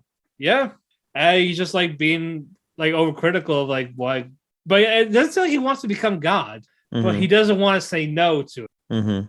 Like he wants someone to like convince him why someone should become God. Like he's looking for this intelligent person. He wants proof, basically. Yeah, that's what everything it is to him. It's just proof. While it's going on, we go back to the next day, and all the 4 God candidates, they beat up, and Susumu, he's like, "Hey, I see you're all here. I guess you'll decide what you wanted." Like, "Oh yeah, we decided this guy's gonna become God, Shuji." And then Susumu is like, "All right, I got no objections to that." And then the military is like, "Oh shit, we found them." Helicopters coming, guns gonna be blazing, but we see Gaku's angel with them. This creepy angel. It's like an old woman. Oh yeah, she's an old woman with BTSM shit. Like she's wicked looking, and she sounds pretty crazy, but I don't know. Like it's certainly what is her fate? Despair? Huh? What is she the angel of? Destruction. Despair? Destruction. Okay. She's the angel of destruction, bro. Yeah, so she is like, and she's talking to the guy, and it's like, well, where's the other guy? Like, he ain't gonna talk to you. That's why I'm here. He wants to know, what would you do if you became God? And they're like, but we decided we're gonna make Shuji God. And it's like, all right, this conversation's done here. You're not gonna be anything. And like, and then Susumu's like, well, what if we just played along and answered anyway? Yeah, it'll be like a class presentation. Like he's pretty wholesome. Like he's grown on me. Susumu's kind of grown on me at this point. Yeah, like he's pretty cool. Yeah, while all that's going on, Gaku apparently knows people there. Like so, because not that he knows people, it's that so as this is happening, basically all the other governments are plotting to fucking capture or kill them, and so we see some Black Hawk helicopters roll up in the scene and point their fucking machine guns at these guys, and they're like, fucking, oh shit, what the fuck? And so the guy, the scientist, calls the prime minister of Japan, and one of his coworkers is like, oh well, hey, leave it to the Nobel Peace Prize guy to fucking talk to the minister of Japan anytime he wants. And so he's like, listen, stand down. Like these guys are all together. They want to talk about stuff. They aren't a threat to humanity. They're like, we just want to capture them, so nobody capture them. He's like, no. Like, I'll prove to you that they're not a threat. Give me 24 hours. And that's how the episode ends. Yep. And that's where the episode ends. Like, oh, good cliffhanger. Good cliffhanger. I wish we had this. That was a good cliffhanger. Yeah. But yeah, we'll see what happens if they keep that momentum up next week. Alrighty. Shenmue. I like this episode. It was nice. I like this anime. Like I read what you wrote about how it's rushing.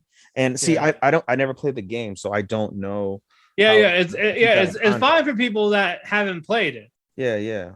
But it's like with Charlie, he met Charlie at the tattoo parlor, but they act like he was never there. And like you apparently fight him already. Like, no, you wait a little bit. He was like, why did he go to a tattoo parlor? In search of him?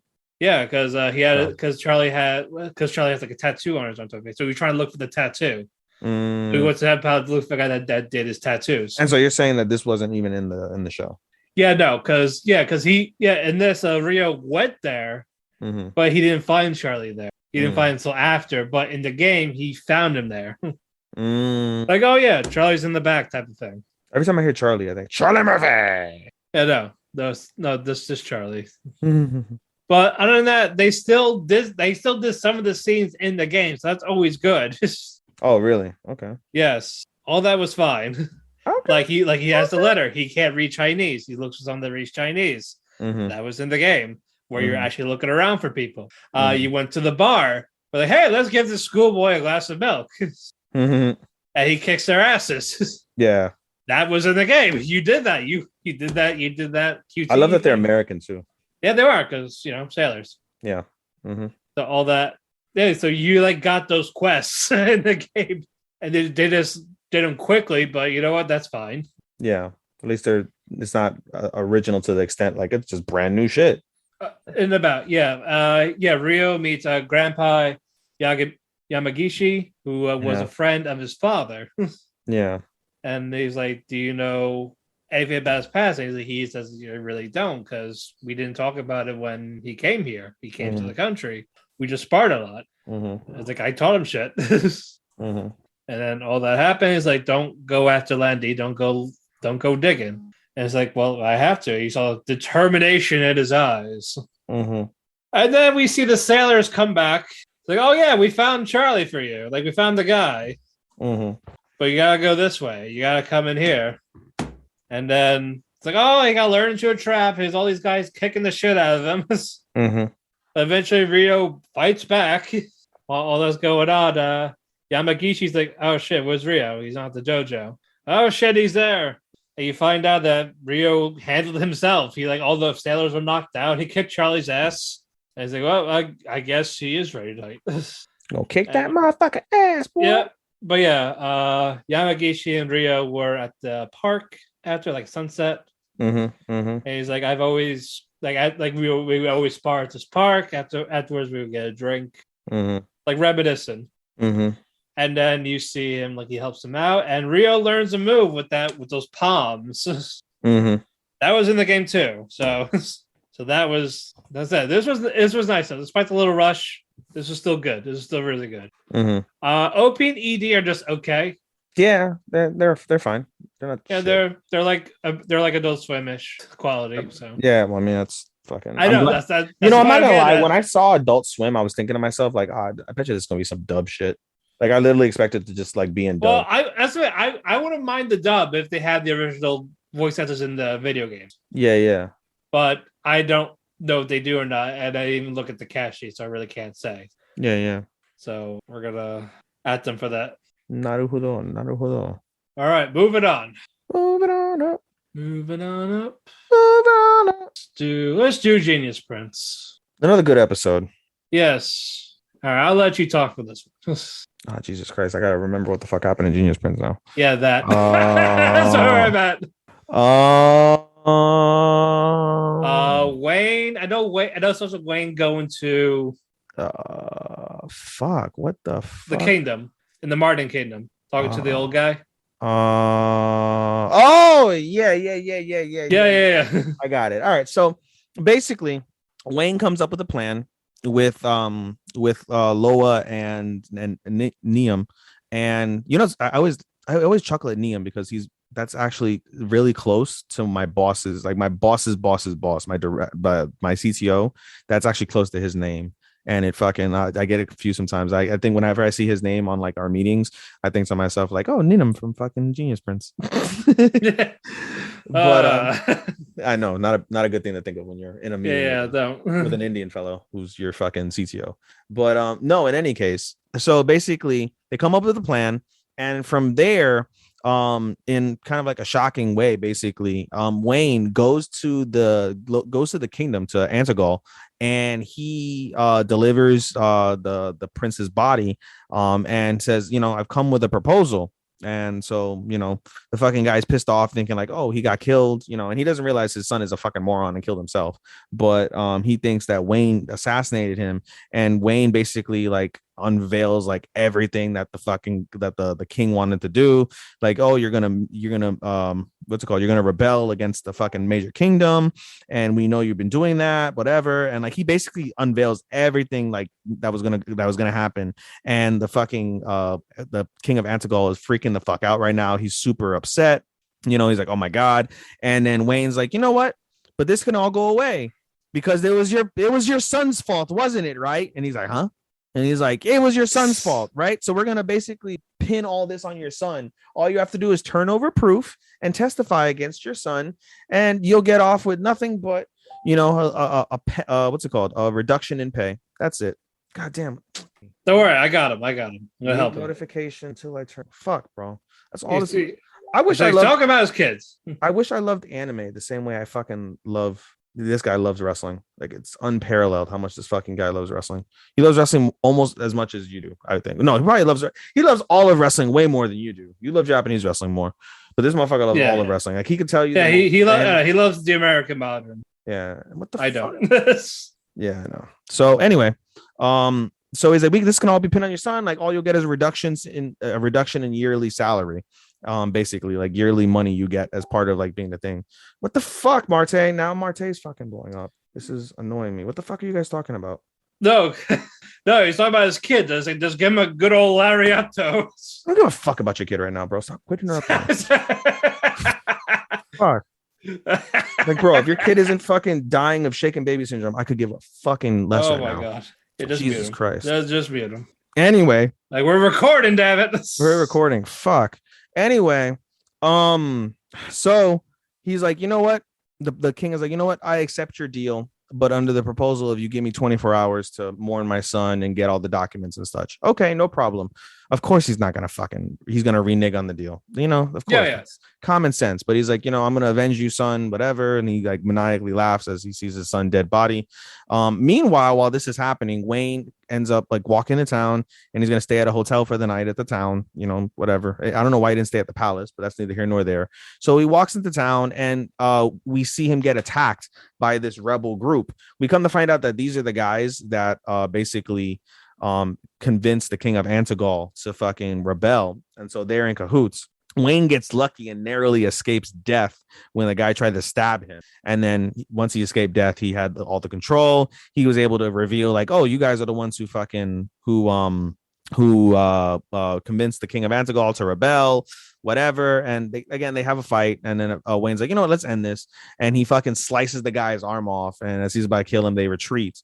But basically, as they retreat, like, Wayne realizes like, nope, we can't celebrate yet, because he hears horses in the background. And basically, the king of Antigall has retained a bunch of fucking soldiers. He's gonna go after Wayne and his fucking retainers and abduct and kill them. So Wayne's like, you know what, let's run back to the border. We'll run back to the borderline, and that'll be that, right? And so what's it called? The King Antigall is like super excited, like, we're gonna get him. As they come over the plain, they see about 500 soldiers, because one of the caveats of this mission is like, listen, Wayne said, I can only afford 500 soldiers. Any more than I'm gonna bankrupt my nation, and I'm not gonna bankrupt my nation for your problems. He told Lobo that. So we see him there, and he see about 500 soldiers there waiting for him, and fucking the king of Antigall is like, oh shit, we have to turn around. And as he turns around, he realizes they're getting pinched. And when he looks at the flag, he notices the banner is that of the Empire, and he's like, well, we're part of the Empire, they'll save us, they'll kick their ass for us, yay. And then one of his retainers is like, you should look at the other banner that's next to that banner. And he does, and it's Loa's banner. And so Loa has got the kingdom and has fucking pinched the king of Antigall. Eventually, they take him to what's called, to the representative of the kingdom, the princess, and Wayne, the prince of his what's called country.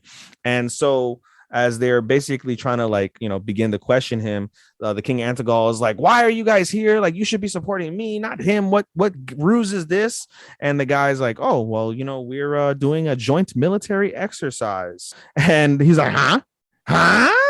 And we basically see in a flashback that Loa managed to convince everybody and bring everybody together and do a fake military exercise that ended up helping this situation. And so basically they agree. They basically get the king of Antigall defeated. They have him admit his crimes, and whatever happens afterwards. And then so the episode, as they're talking about, what happens, Loa's like, I can't believe you did that, blah, blah, blah, blah. And he's like, I don't know, why you went through all that trouble just to like, not kill him or whatever. And they're like, well, I figured if we mentally broke him, it would be more beneficial for you to be able to use him as your pawn. And it was like fucking savage.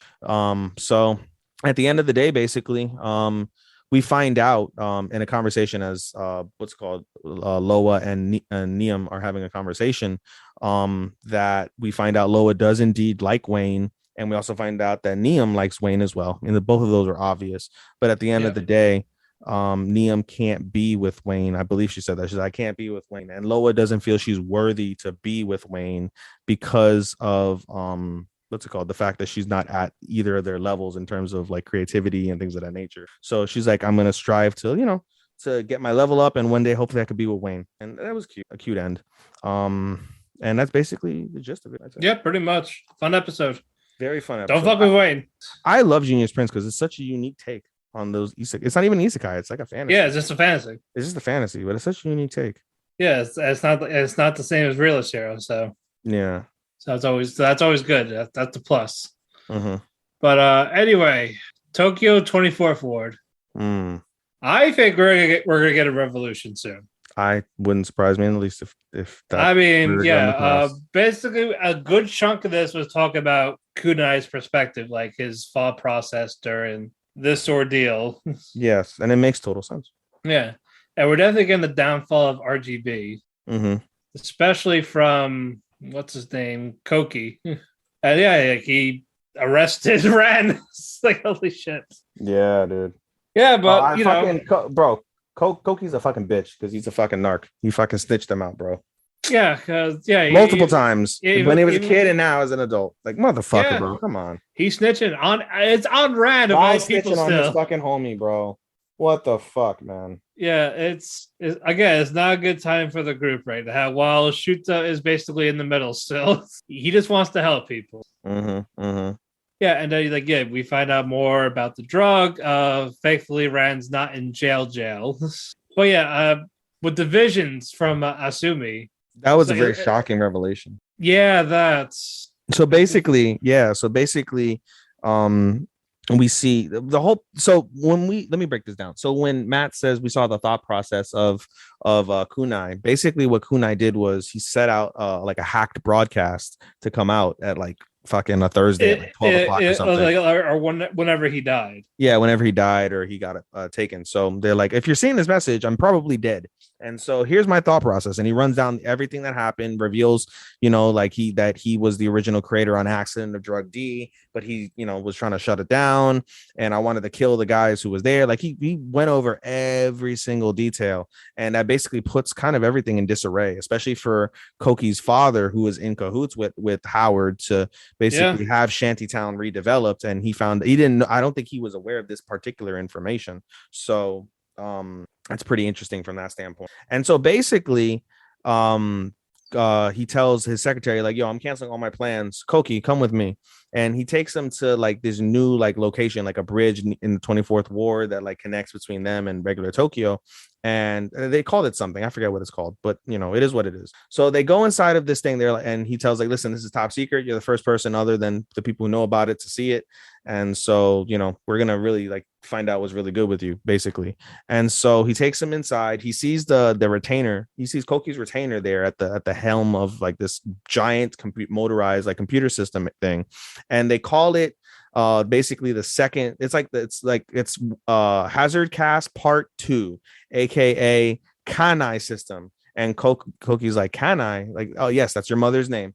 And this is your mother's dying wish. So basically, Hazard Cast, he said Hazard Cast was your mother's dying wish. And this is something that was expanded upon from your mother's dying wish. And that's why we've named it the Kanai system. And they go over all the details of Kanai, basically. And they push out an update simultaneously. As this is happening, they basically have a press conference, and it's like a flash forward, and they do a press conference and they push out this app update, and basically it says like, oh, all your information is going to be encrypted, and we'll use your information to help with the Hazard Cast system and blah blah blah about the Kanai system, because they debuted it as a Kanai system. But then the piece of information that's super critical is like, you mentioned that you're getting calls from Asumi. The reason why you're getting calls from Asumi is because of the fact that she's linked to the Kanai system. And so we're going to show you the core of the Kanai system. And they raise the system up, and we see Asumi's body hooked up to the system. And Koki is shocked, completely and utterly shocked. And he's like, it's kind of like, it's Asumi, like, is she alive? And they're like, no, Asumi is really dead. But we basically harvested her brain and her body. And so her body and her brain are the entire brain of the Kanai system. So she lives within the Kanai system. So this is all basically related to that, which is very fascinating. And so at this point, he says, like, now that you know this information, are you going to help us? Like, we need to start with Dored, who is their leader. And he sells out fucking Ran, the fucking feds come in, break into their fucking strongholds. Yeah, what the and this is something that fucking Rand had told Shu was gonna happen. They're like, Ko's gonna sell us out because he knows where we're at, he knows what's going on. And Shu's like, Ko would never do that. Ko would never do that. And Rand's like, that's his nature. He's gonna do it. And sure enough, he fucking did it. Because he's a daddy's boy. And we see basically Rand jumps out the window, breaks through the glass, jumps out the window, and it's a cliffhanger, I think, at that point. So it is, yes. Yeah, because he jumps out. Like, shit. Yeah, and so yeah, shit's hitting the fan for real. And yeah, I'm all for it. Yeah, no episode this week like we saw. But when we do come back to this, it's gonna be there anyway. So not missing a whole lot, but we're gonna get to that. All right, moving on. Rose King. I like Rose King a lot because it's this episode I really liked. Yeah, man. Like Rose King is one of the most unique animes I've probably ever seen in my 244 animes watching. It's so different compared to what I normally watch, and it's so enthralling. I feel so engaged. Literally 20 minutes goes by and I don't even realize it. It feels like 10. Right? 20 minutes will go by and it feels like 10 in this episode. And it's like, they always leave you wanting more. Yeah, this flew really quick. I would die for this to be one of those shows that's like an hour every episode. I don't think they'll do that, but they would never do that. But this would win like American style. You know what I'm saying? Like this would be a really good series, like a live action. Well, it could be a live English action style. Yeah, it could be live action English style for sure. Like this is one of the only shows I can possibly ever say I would want to watch in dub, given that everything is England based. Right. No, yeah. This definitely has like English dub vibes. Bro, like I would be really interested in seeing it, but now that I've heard it in Japanese, it would be tough for me to, be able to discern between the two. But is there a dub for this? No, not currently, but I imagine there will be. I don't see why they shouldn't. Yeah, especially if your anime takes place in England or fucking America, then you should obviously. This is like, again, this is a Shakespearean thing, so yeah, I would hope. Yeah, I agree. But man, like, and just Richard's little fantasies, like his inside his head, are slowly getting more twisted. Yeah, man, like he's on some shit, boy. Like he is definitely it looks like he's having a bad trip every fucking episode. Yeah, like he's getting shot with arrows now. Yeah, man. Like he sees the Black Throne, his father with the Black Crow fucking wings. Like, and then first one minute he sees Anne, and then it's like, oh, it's his mother, shoots him. Yeah, it's crazy. Like because he's what's the term for multi-sex? Intersex. Because he's intersex, he's like liking both boys and girls, and we see that conflict in this episode where we see him. I didn't even realize like he fucking kissed Henry's brother, is in love with Henry, and is depressed over freaking Anne. But Henry's brother is also in love with Richard. That's so like wicked. Yeah. What's his brother's name? Not George. From the land, Edward. Yeah. No, Edward. Yeah, the Lancaster family. Edward is Edward is the current king who gets abducted. That's Richard's brother, Edward. Okay. Yes. The other one is named some other. I forget what. It's not George, because George is the other brother of Richard. Is it Warwick? No. Warwick is the Godmaker. And by the way, I really, really, really, really, really hate Queen Elizabeth. I want to see her ass fucking capitated. And she fucking has a kid. Bro, she is such a cunt. I will say that word, cunt. That's what she is. Yeah, Sean, if you saw this fucking show, you would agree. You would fucking agree. And now Richard wants to rescue King Edward. Yeah, basically. But it's pretty wild. Like Richard uses his woman. He uses his breasts to get away from a situation. And when he's about to get raped by the man who they showed their breast to, what's it called? His retainer, who's always around. Whenever Richard is in shit, his retainer will be around. Like, bro. Oh yeah. He's entering like the realm of Speedwagon in terms of loyal fucking people. Oh yeah. He is 100%. Speedwagon territory. Let me actually write this in the chat. At Marte, there is a character in Wreck of the Rose King that is slowly entering Speedwagon territory in terms of being a loyal ass nigga. At Matt agrees. Anyway. I mean, he won't be Speedwagon, but still. Yeah. Anyway, so basically, she comes up, saves him, and they're on their way to like this fight, basically for what is it for? It's basically at this rate for King. No, so there was a fight between the Lancasterians and the other people, right? Yeah, the other side. Yeah, the other side, whatever they are. The Yorks, I think. The Yorks, yes, the Yorks and the Lancasterians. Yeah. And so there's a fight, and they eventually capture King Edward in this fight. And the fight was instigated as a result of Warwick and George. George marries Elizabeth. I'm sorry, let me back up also. Earlier in the episode, George wanted to marry Isabel, which is Warwick's daughter. And what's it called? Edward wouldn't allow it. Edward wouldn't allow it. And so he fucking went anyway and fucking did it. And then sided with Warwick against Edward. And so he's going to make George the King of England. He's not going to make George the King of England. He's going to make Henry the King of England again. He's like, Henry's still alive, and we're going to restore him back to his original throne. And that's that. And so again, after that is when everything happens with Anne and Richard and the other brother. Basically, Anne has been trying her hardest as well to try and like get Richard to forgive her, but Richard, because he doesn't understand anything and he's going through his own shit, doesn't realize that. So Anne's like, or Richard tells Anne, like, you don't have to force yourself anymore. I release you from your chains, basically, of like your chains of love. And so Warwick offers Anne to the other brother, the other Lancasterian brother, and he doesn't want her. He wants Richard because he knows Richard's a woman, or supposedly a woman. I don't think you realize Richard has a dick too. But in any case, yeah, man, this love triangle is just absolutely fucking nuts. And as we mentioned, Elizabeth basically is a complete bitch. She has a kid, a daughter. And she's like, I'm not gonna stop until I have an heir, and then once I have an heir, then you can die, and then my family, the who the fuck are they again? The Woodvilles. The Woodvilles will have complete control of England as it should, and I'll avenge my husband, who I love so much. Not you, Edward. It's like pretty twisted shit. Like this whole thing is fucking twisted. There's so many twists and turns.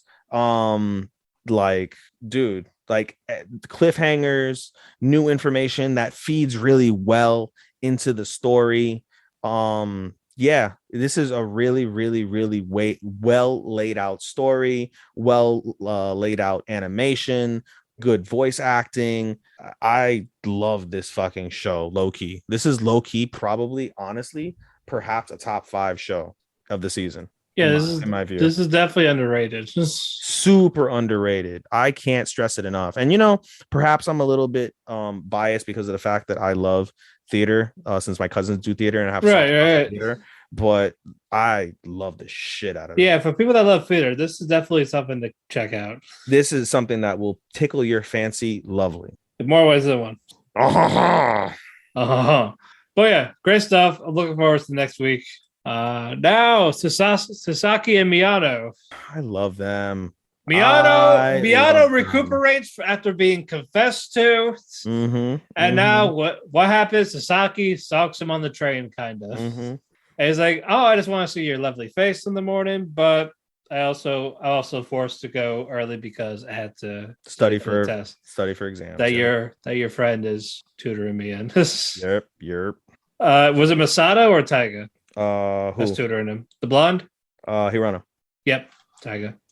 I don't know what's going on because the exams are practically happening in a couple of days, and you find out Sasaki watches Boys Love Anime. He is in one. This surprises Miyano. I was like, well, what do people say about it? What? How can you say it so proudly? Yeah, I mean, I'm a closet guy, but yeah. How could you? It's no big deal. Like, I watch it. It was on TV late at night, so I was like, all right, sure, I like this. Yeah, as from one of the mangas I read, so cool. We actually see more of Miyano's friends, like Kurosawa and Tashiro, like that. Those conversations. So like, I'm glad we're just seeing more of his friends. But while all that's going on, though, Miyano. But it's like I want to fucking, it's because this reminds me of Horimiya so much. I want there to be some backstory. Like I want to see his friend with his girlfriend for like a part of an episode. I want to see the other kid with his boyfriend or fucking around with some boy, whatever the fuck he does in another part of the episode. Like that's what I would like to see. I think that would be great. You know, like it'd be great, like if they had like I imagine, because in the OP there's scenes of fireworks. So I'm thinking to myself like, oh, maybe they'll have a Hanabi festival soon, and then that's where we can see like all their characters interact with their significant others. I'd say I have no doubt we're gonna see their significant others at some point. I would love to see them. I think we will. It's just more of we're learning a little bit about them before we see them. Yeah. So that's why Kurosawa raps to sure like, oh yeah, this is why I love my girlfriend type of thing. You know, she likes boys love manga, but like, and like they'll talk about how he's like this great guy to her.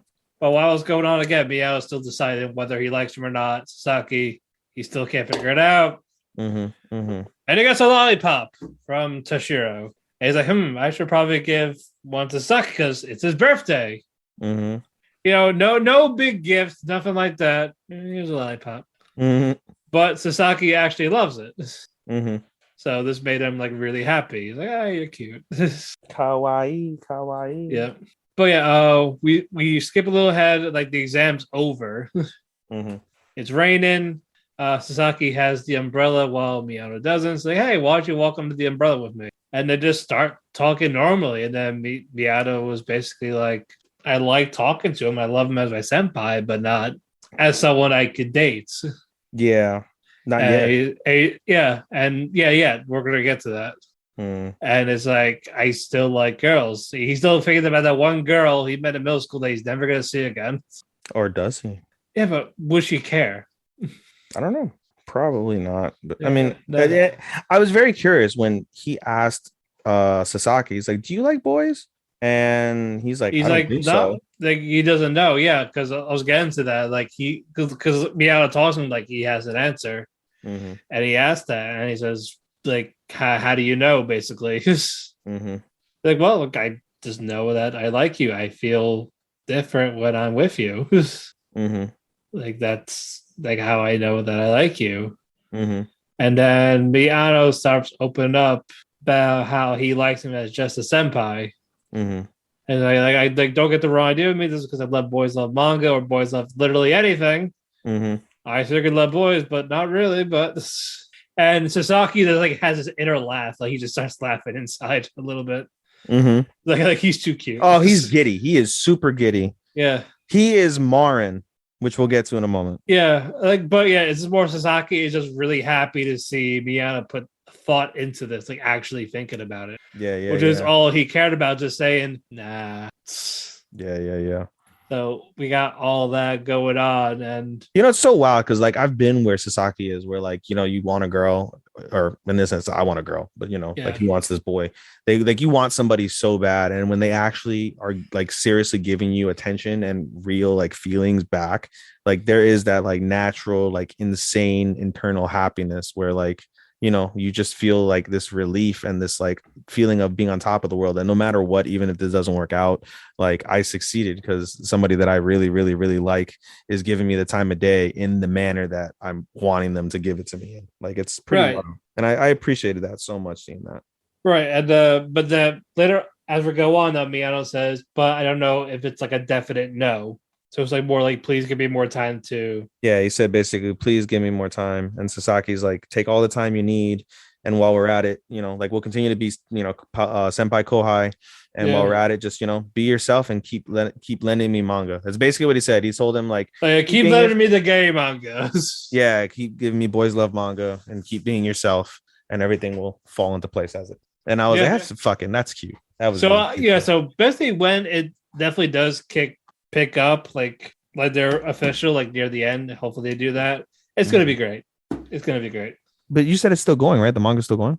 Yeah. So, but I don't know. They'll have, but since anime likes to just do one season, maybe two, bro. Maybe they'll have them have a confession type ordeal. While the manga is just them just dated. How would you feel How would you feel if they showed like something like you saw from Stranger by the Shore, where they had like a gay sex scene? How would that make you feel? I mean, if it's developed right, I wouldn't mind it. Yeah. I mean, I don't think they will. This doesn't seem like no. Probably like after graduation or whatever, and they get together by then. That's all I can really think of.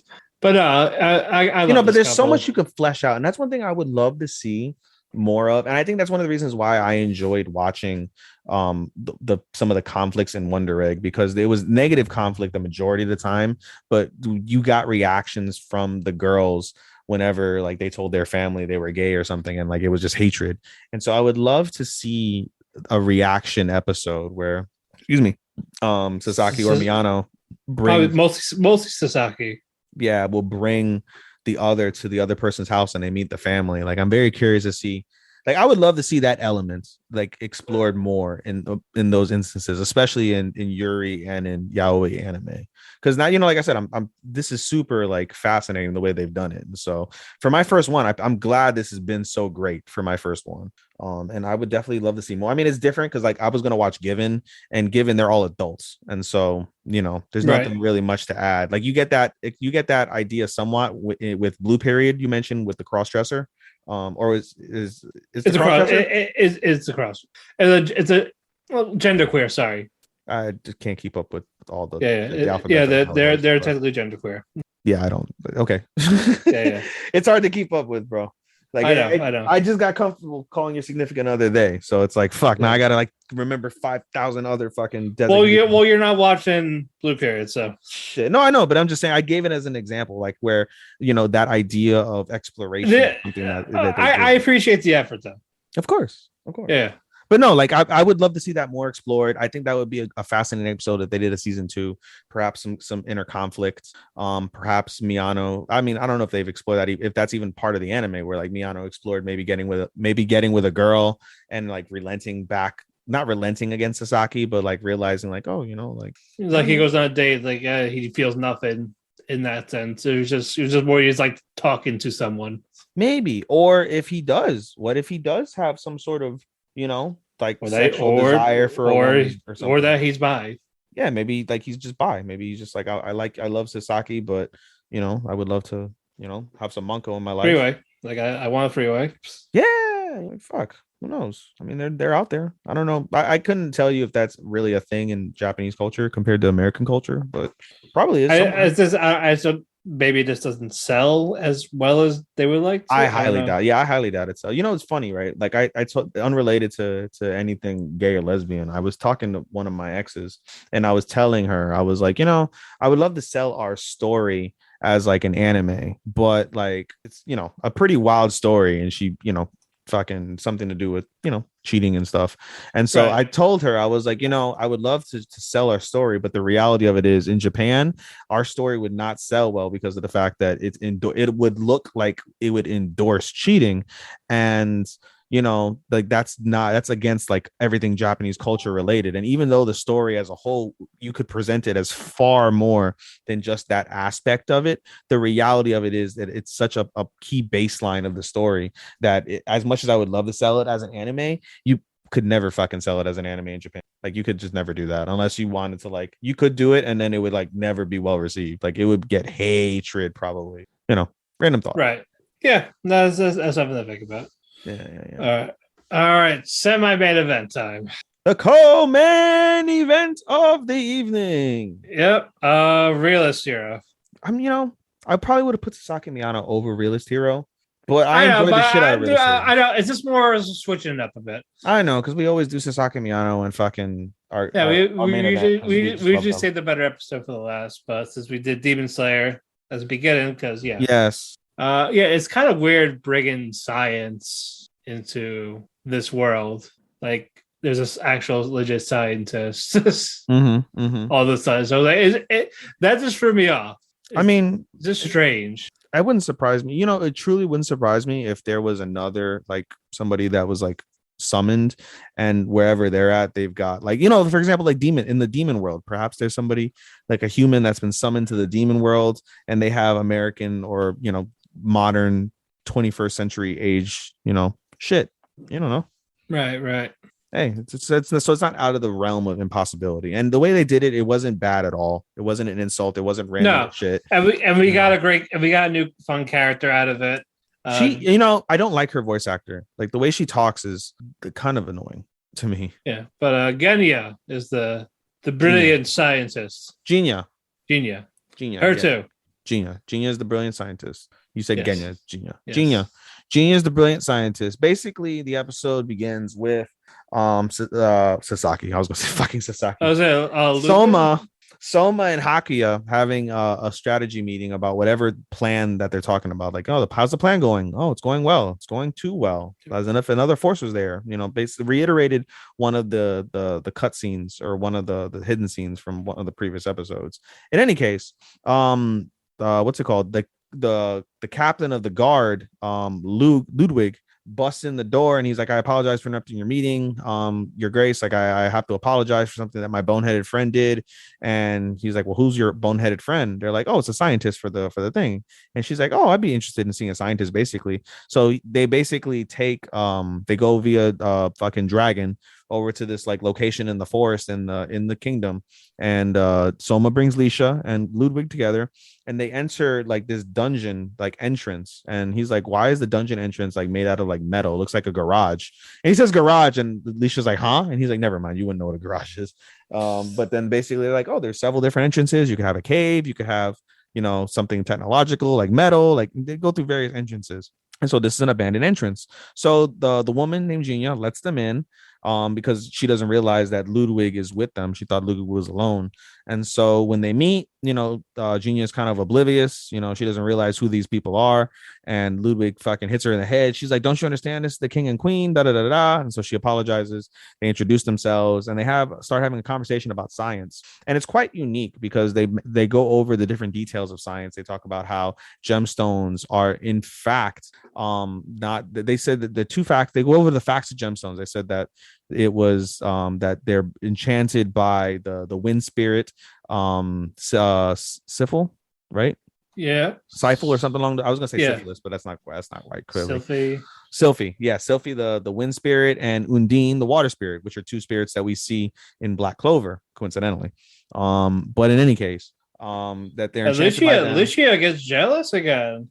Yeah, she does get jealous again a little bit. So they go over there and she's like, it's incorrect. She's like, they're not enchanted by it. Basically, it's the magic that we put into it that makes it seem that way. So it gives them like a reason to, but there's nothing that currently exists that says nothing that currently is real that says that spirits do exist. We just, believe in them as mythical. Right. So, and then they said the other thing is like, these aren't really gemstones. These are, they're what's it called, dungeon cores. And they're like, dungeon cores? They're like, yeah, dungeon cores. So basically when you have a core of a dungeon, that's what attracts the monsters. In order for the monsters to go away and for you to make the dungeon dormant, you have to destroy the core. These destroyed cores become gemstones, and that's what we're doing.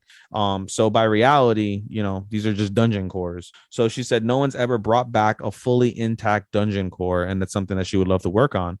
And then she proceeds to tell him, like, like, I'm a scientist. My family's been scientists for plenty of years. We're the Maxwell clan. Genia Maxwell is her name specifically. And so she's like, hey, do you want to see my inventions? And someone's like, sure. And so she unveils basically an engine. She unveils an engine and she had it backwards. And so you see this funny thing happen. But Soma, after they do the demonstration and they get back to their feet, Soma basically asks, like, what is this powered by?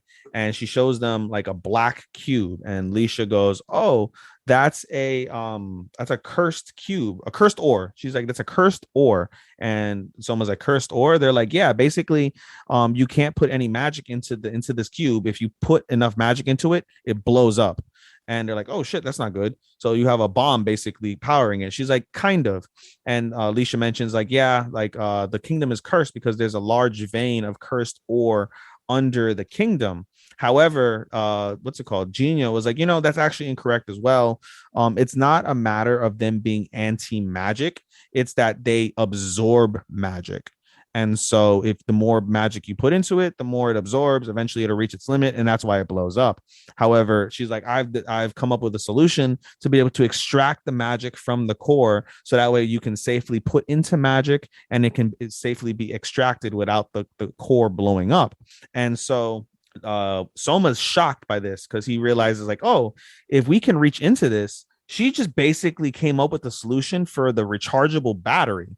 And so he's shocked. He's like, all the possibilities that we can come up with the rechargeable battery, you know, where we don't have the steam engine, we can come up with our own industrial revolution based off of this fact alone. So he calls she calls Lisha over and is like, yo, Lisha just became as fucking as big as Tomoe, like critical to like to the kingdom. Like she's on like Tomoe level of like, we need to like make sure like nothing happens to her and she's protected and everything. And so they're like, well, Lisha's like, well, she can marry somebody. And she's like, well, who do you trust? And so she's like, what about Ludwig? Like, you know, you're a woman. Like, do you think Genia likes Ludwig? And she's like, yeah, I'm about 60% sure. Like, I could see something with them. She's like, well, you're a man. Do you think Ludwig likes Genia? He's like, yeah, I'm 99% sure that fucking he likes her. Like, men are really easy to read, and I can tell that they have something. So he goes back to them. He's like, I have a proposal for you guys. And he goes, Ludwig, do you like Genia? And Ludwig's all flustered. He's like, you know, like whatever, like trying to like go away from it. And they're like, okay, well, you know, we need to, you know, preserve her, whatever. And so, Genia, do you like Ludwig? And he goes, yeah, I like Ludwig. They're like, do you guys want to get married? He's like, married? And she's like, you know, I've always wanted to settle down, and I've always thought that you would be a great person to settle down with. They're like, oh, well, it's settled. And Ludwig tries to come up with a couple like things, whatever. But Soma's like, oh, no big deal. Like, you know, like you'll be fine. You'll be protected. We're going to pay for the entire wedding. You guys can do your thing. Like, you know, she doesn't have to change her last name. So that way she can keep being like a Maxwell instead of whatever the fuck Ludwig's last name was. And they're like, is everybody good? They're like, yeah. They're like, all right, well, then boom. Then you guys are going to get married. You know, everything's good. There's like comes like an official proposal, awkward as shit, but cute as well. And yeah, we basically find out that this scientist is now critical to the world. And so at the end of the episode, Ludwig's like, oh, we still have to apologize for what you do. And then Soma's like, yeah, well, what the fuck did you guys do anyway that requires you to apologize and do all this? And they're like, oh, she stole dragon bones. And that's where it ends. So it's kind of a meh cliffhanger because apparently this is probably going to be super critical, but they've never explained us as of yet what the fuck that means. So we'll find out in the next episode why that's so horrendous, and we'll go from there. How dare you? The execution. How dare you? You genius. How dare you touch dragon bone? Death. Yeah. Decapitation in front of the husband. Poison wine. Like Lord. Alrighty. Main event time. It's now time for your main event of the evening. For the second time, my dress up, darling. It's gonna be hard for bro. Honest to God, like I think it's gonna be really hard for one of these shows that we're watching to eclipse Dress Up Darling. Maybe Sasaki and Miyano will do it. Maybe Realist Hero. I doubt it. As right now it's my dress up, darling. That's taken over the seasons for us. Yeah, because we're not watching fucking Attack on Titan and Demon Slayer is over. So Dress Up Darling is gonna be really hard to beat this, like as a final show, guys. Right. But yeah, it starts off with Gojo teaching her how to clean the wig, the cosplay wig. Like you gotta get all these materials, stuff like this. And she's like, "It's easy." Yeah, apparently it is easy. Yeah, and she gets a little flustered at his face. She like turns and looks at his face, and she becomes super flustered. And Gojo looks at her and is oblivious to everything, and he smiles in his like adorable way, and fucking she like he's just happy to help because he's just happy to work with her still. Like I don't have to like leave her as a friend. And she just loses her shit. And then while that's going on, we see the grandfather like being dropped off. It's like, is that really what you felt? Like, it's just stockings. It's high school. Yeah, that was so weird. Like, every boy's got 1 or 2 pairs of stockings. I was like, the fuck? No, they don't. Why the fuck do teenage Japanese boys have fucking stockings? Well, you never know. But he's just like, I guess, yeah. All right, you're right. I'll go talk to him. And he opens the door. He goes home and he's Gojo's holding a dress. The cosplay outfit. He's like, what the fuck? He almost falls back again. And Marin then pops up out of nowhere. She's like, yo. And he's like, oh my God, what the fuck is this, Gojo? And then he's like, okay. All right, all this time, I thought you were gay, Gojo. Yeah, he basically explains the entire situation to them. And now he's like, at ease. He's like, it makes sense. And then Gojo's like, we didn't do anything inappropriate. And she's like, oh yeah, I could tell, no big deal. And they start going over the dress, like his grandfather. Like first he's like, oh, it's good. Then Gojo's like, oh, see, I messed up here. I used too much glue here. But like they're like nerd talk. Yeah, the key is that though, like his grandfather was impressed that he made whole ass fucking human fucking clothes. That's not a human. And at this moment, Marin has a light bulb moment, and that light bulb moment is She has a crush on Gojo. Like Heavy. She goes full like special girl. Like I like with baby talk. And like I thought she's like, oh shit. Like it says that's literally what it says. Oh shit. Oh shit.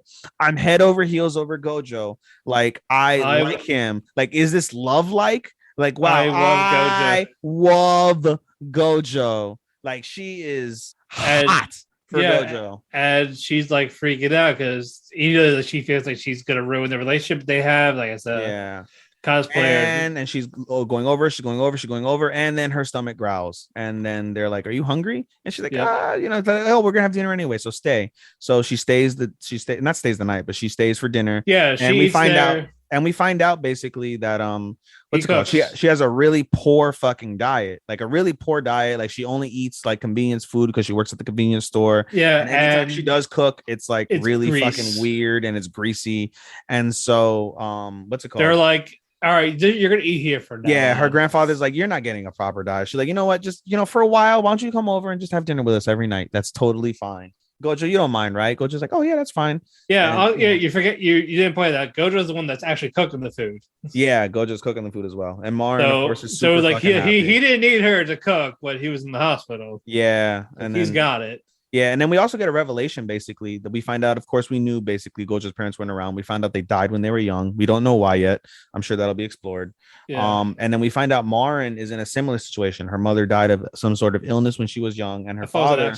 It was an accident. Okay, and then her father is working for a company and got transferred over to a different like location. And so basically Marin lives at home alone at this stage, basically. And that's why her diet's so shitty, because she doesn't have a proper person cooking or anything of the sort. And so that's interesting. She was never taught. Yeah, she was never taught properly. And then the second half of the episode kicks in, and boy, that's pretty fucking wild.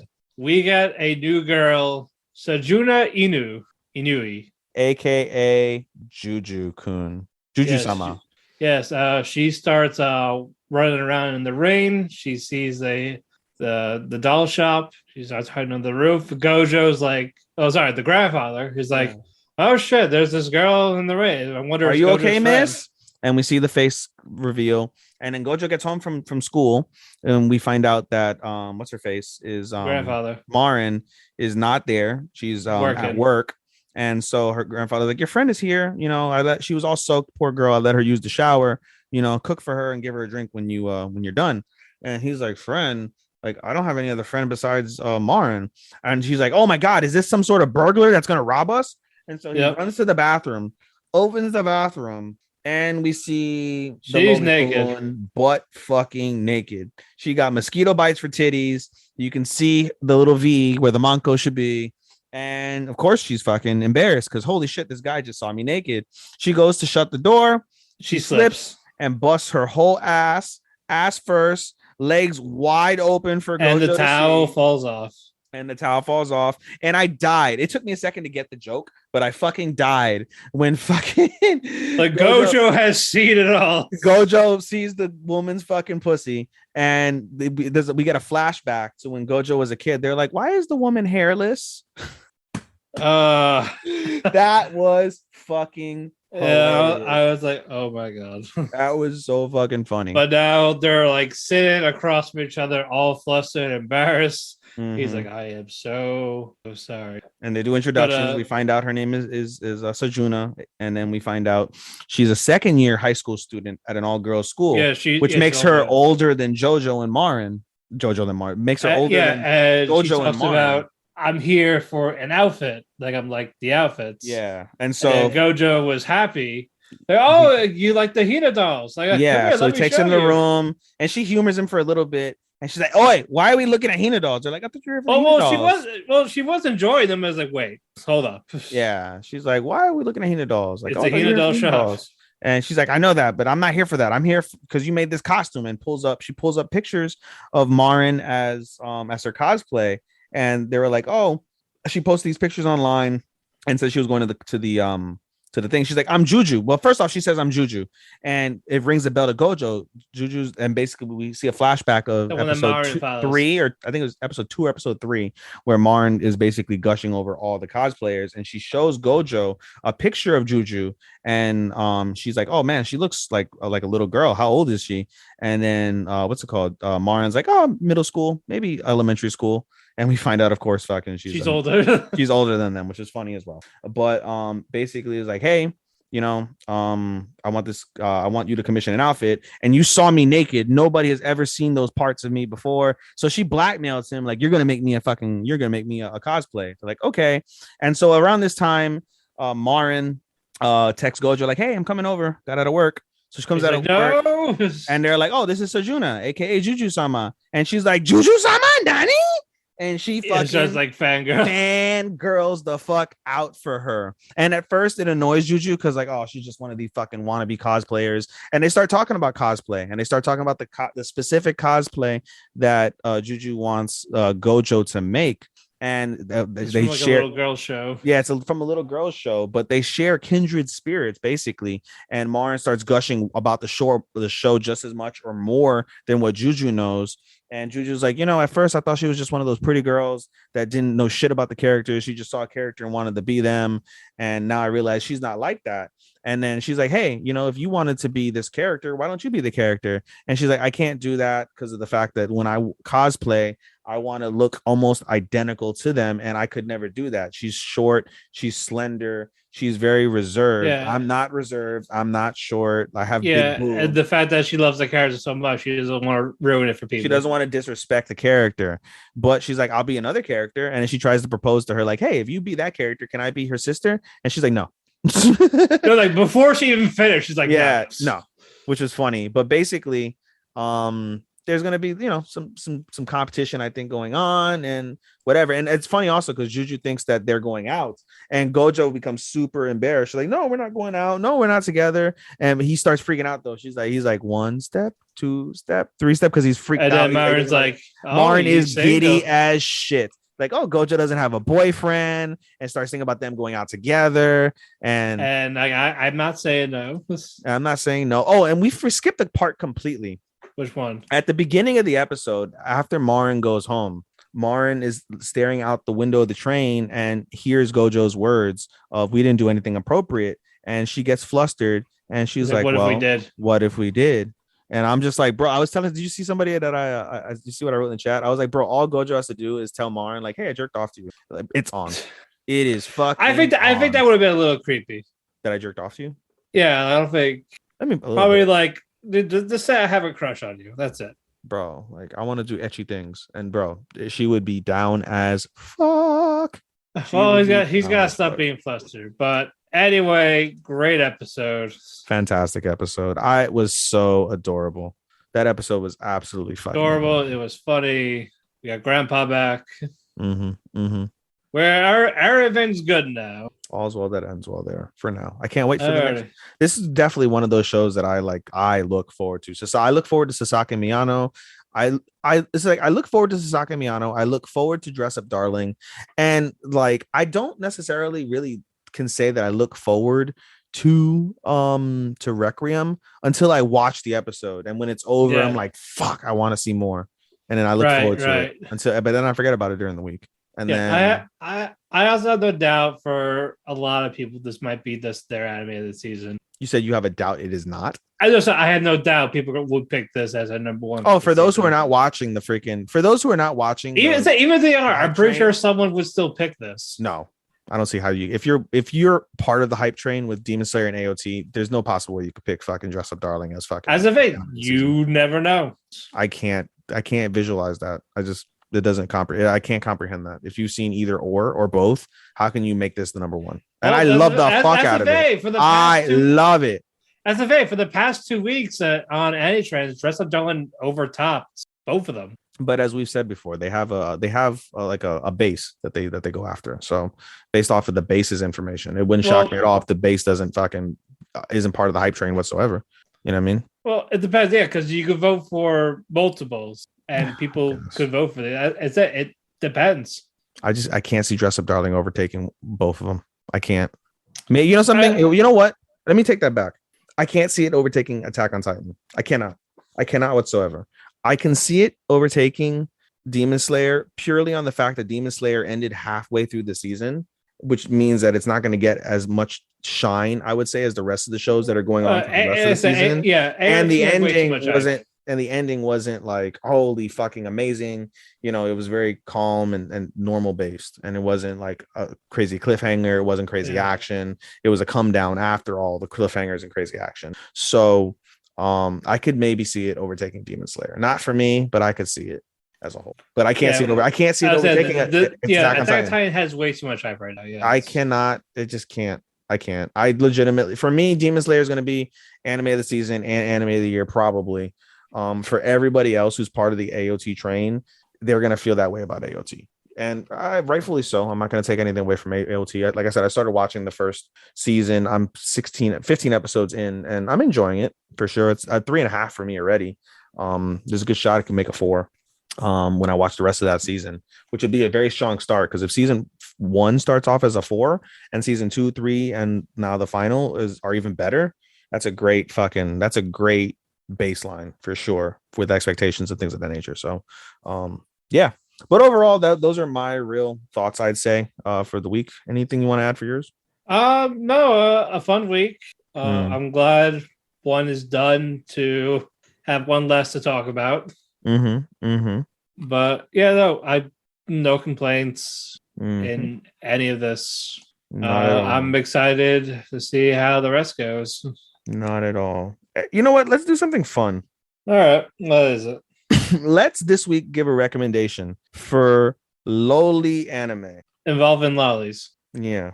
Oh my god. Stop. I truthfully don't have anything that's specifically loli based, so that's why I wanted to hear your recommendation.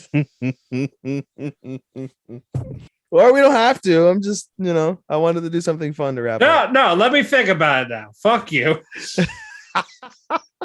Jeez, put me in a spotlight. Why don't you? I can't think of anything that's really loli based. I've seen anime with loli characters, but I've never seen a loli based anime. The hard part is it's all mostly ecchi. Yeah, that's the problem. And I don't. You guys can't see what I just did. I did the fucking Michael Jordan shrug. Like, no, I cannot. I in good conscience cannot. No. Maybe it'll come up. Maybe it'll come up with one, and we can say it at the end of Keki Shop. No. I mean, you could say Made in Abyss because there are like kid-sized. Maybe. Yeah, but I haven't watched it, so I can't say if they're lollies or not. Yeah, I don't think they are, truthfully. Oh, then fucking nothing. Nothing that says take me to fucking jail. So no. Characters is one thing. Actual show, no. No. Well, I was thinking, I'm not like, I don't know, like I wasn't thinking like a whole show. I was thinking maybe with like multiple characters or something. I don't know. I really don't know. I can say Soul Loop, but there's nothing because nothing's happening. Yeah. There's fishing. It's just There's no jailbait or anything. Thank God. I mean, fucking. What about Adachi and Shimamura? They're not lollies. Yeah, I know.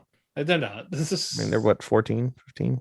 They're in high school, just just normal sized. They're not 5. No, I'm dying right now because the awkwardness in your voice trying to like depict. Who the fuck says this? What rational human being says, "Hey, what's your favorite lolly anime, pal?" Talking to the mic. I have Chris Hansen on the other side. No.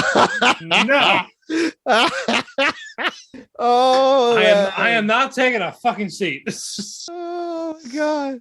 You know why we're here? Yeah, because my fucking co-host was like, "Hey, watch lolly anime." You like? Oh my god! Did you ever see Super X Heroes? It was on Funimation, and it was 2020. It's an ecchi anime. It's a very ecchi anime. I guess in theory because they're in high school, so I guess they don't necessarily count as loli, but. No, it's like something that's like 1,000 years old, but the size of a 5-year-old. So no. Basically, the fucking the demon princess from fucking Jobless. Yeah, that's pretty much that, or the girl from Dragon Maid that has a crush on a literal 9-year-old. What the fuck? Yeah, fucking that's. Yeah, Kaoru has a crush on a fucking 9-year-old. She's in the high hundreds. Oh my god, this is a great way to end the night for me at least. I'm fucking dying right now. Like head on breasts, like have our heads on Lovely's breasts. Oh my god, I should have started off with this question so I could have been energized the rest of the show. No, I feel no. We're canceled. We're canceled now. That's it. It's over. Oh, I said the C word 3 times. We talked about lovely anime at the end. This might be the end, guys. Yes, we're done. We're full of cake. I threw up the cake this time. I had enough of the cake. Oh, you upchucked the cake. I'm done. Yeah, I upchucked it. I didn't talk about it. I don't want to look at it again. You will not have lowly. Follow me on Twitter at DamianPhoenix12. Follow our actual Twitter at Talk to Keki. Follow our tree link, which has wherever you listen to your favorite local podcast, which is Spotify, Apple Music, Apple. Well, I said Apple already. God damn it! iHeartRadio, Audible. I wish I would have asked you this question when we were on edibles when I saw you. No, I would still ignore you. Thank you, Sean, for being an editor. I hope you edit Ethan out for the rest of the show. And thank you to WM Network and Cherry Sharp Radio for hosting us. Put your plugs in. Go away. I'm in tears. This is fucking great. You can follow me at SHOSTOPPA24 at Twitter. You can follow me at SHOSTOPPA249 on fucking analyst.co. You can follow us at Talk to Keki Instagram at TALKTHEKEKI, Talk to Keki. And you can follow me on my social medias. You can follow me on my podcast Instagram, podcast.senpai. And you can follow me on my anime Instagram, AI_anime24. A quick plug for that in regards to that. I will be posting my seasonal reviews as stuff concludes. I do that every season within the posts. And so if you want to check out my personal review on Demon Slayer, a little bit in depth, even though I feel we were probably more in depth in this show. But regardless, if you want to read it, it's on there, posted already, as well as for excuse me, because I was dying over here. As well as for other shows. Again, each of those locations have a link tree for myself and for the group in general. So again, if you want to find us on our social media channels, or if you want to find the group on the social media channels, feel free to click on those links. They'll take you there. You can follow where you need to go depending on where you want to be. And then just another quick shout out to the MMA for Marks podcast, my boy Andy. Shout out to the Orlando Tragics podcast, my boy B Ronan. And let's go ahead and get out of here, bro. Alrighty. Arigato, anato taku, and sayonara. Sayonara, minasan! Bye-bye. Bye-bye! In lowly voice.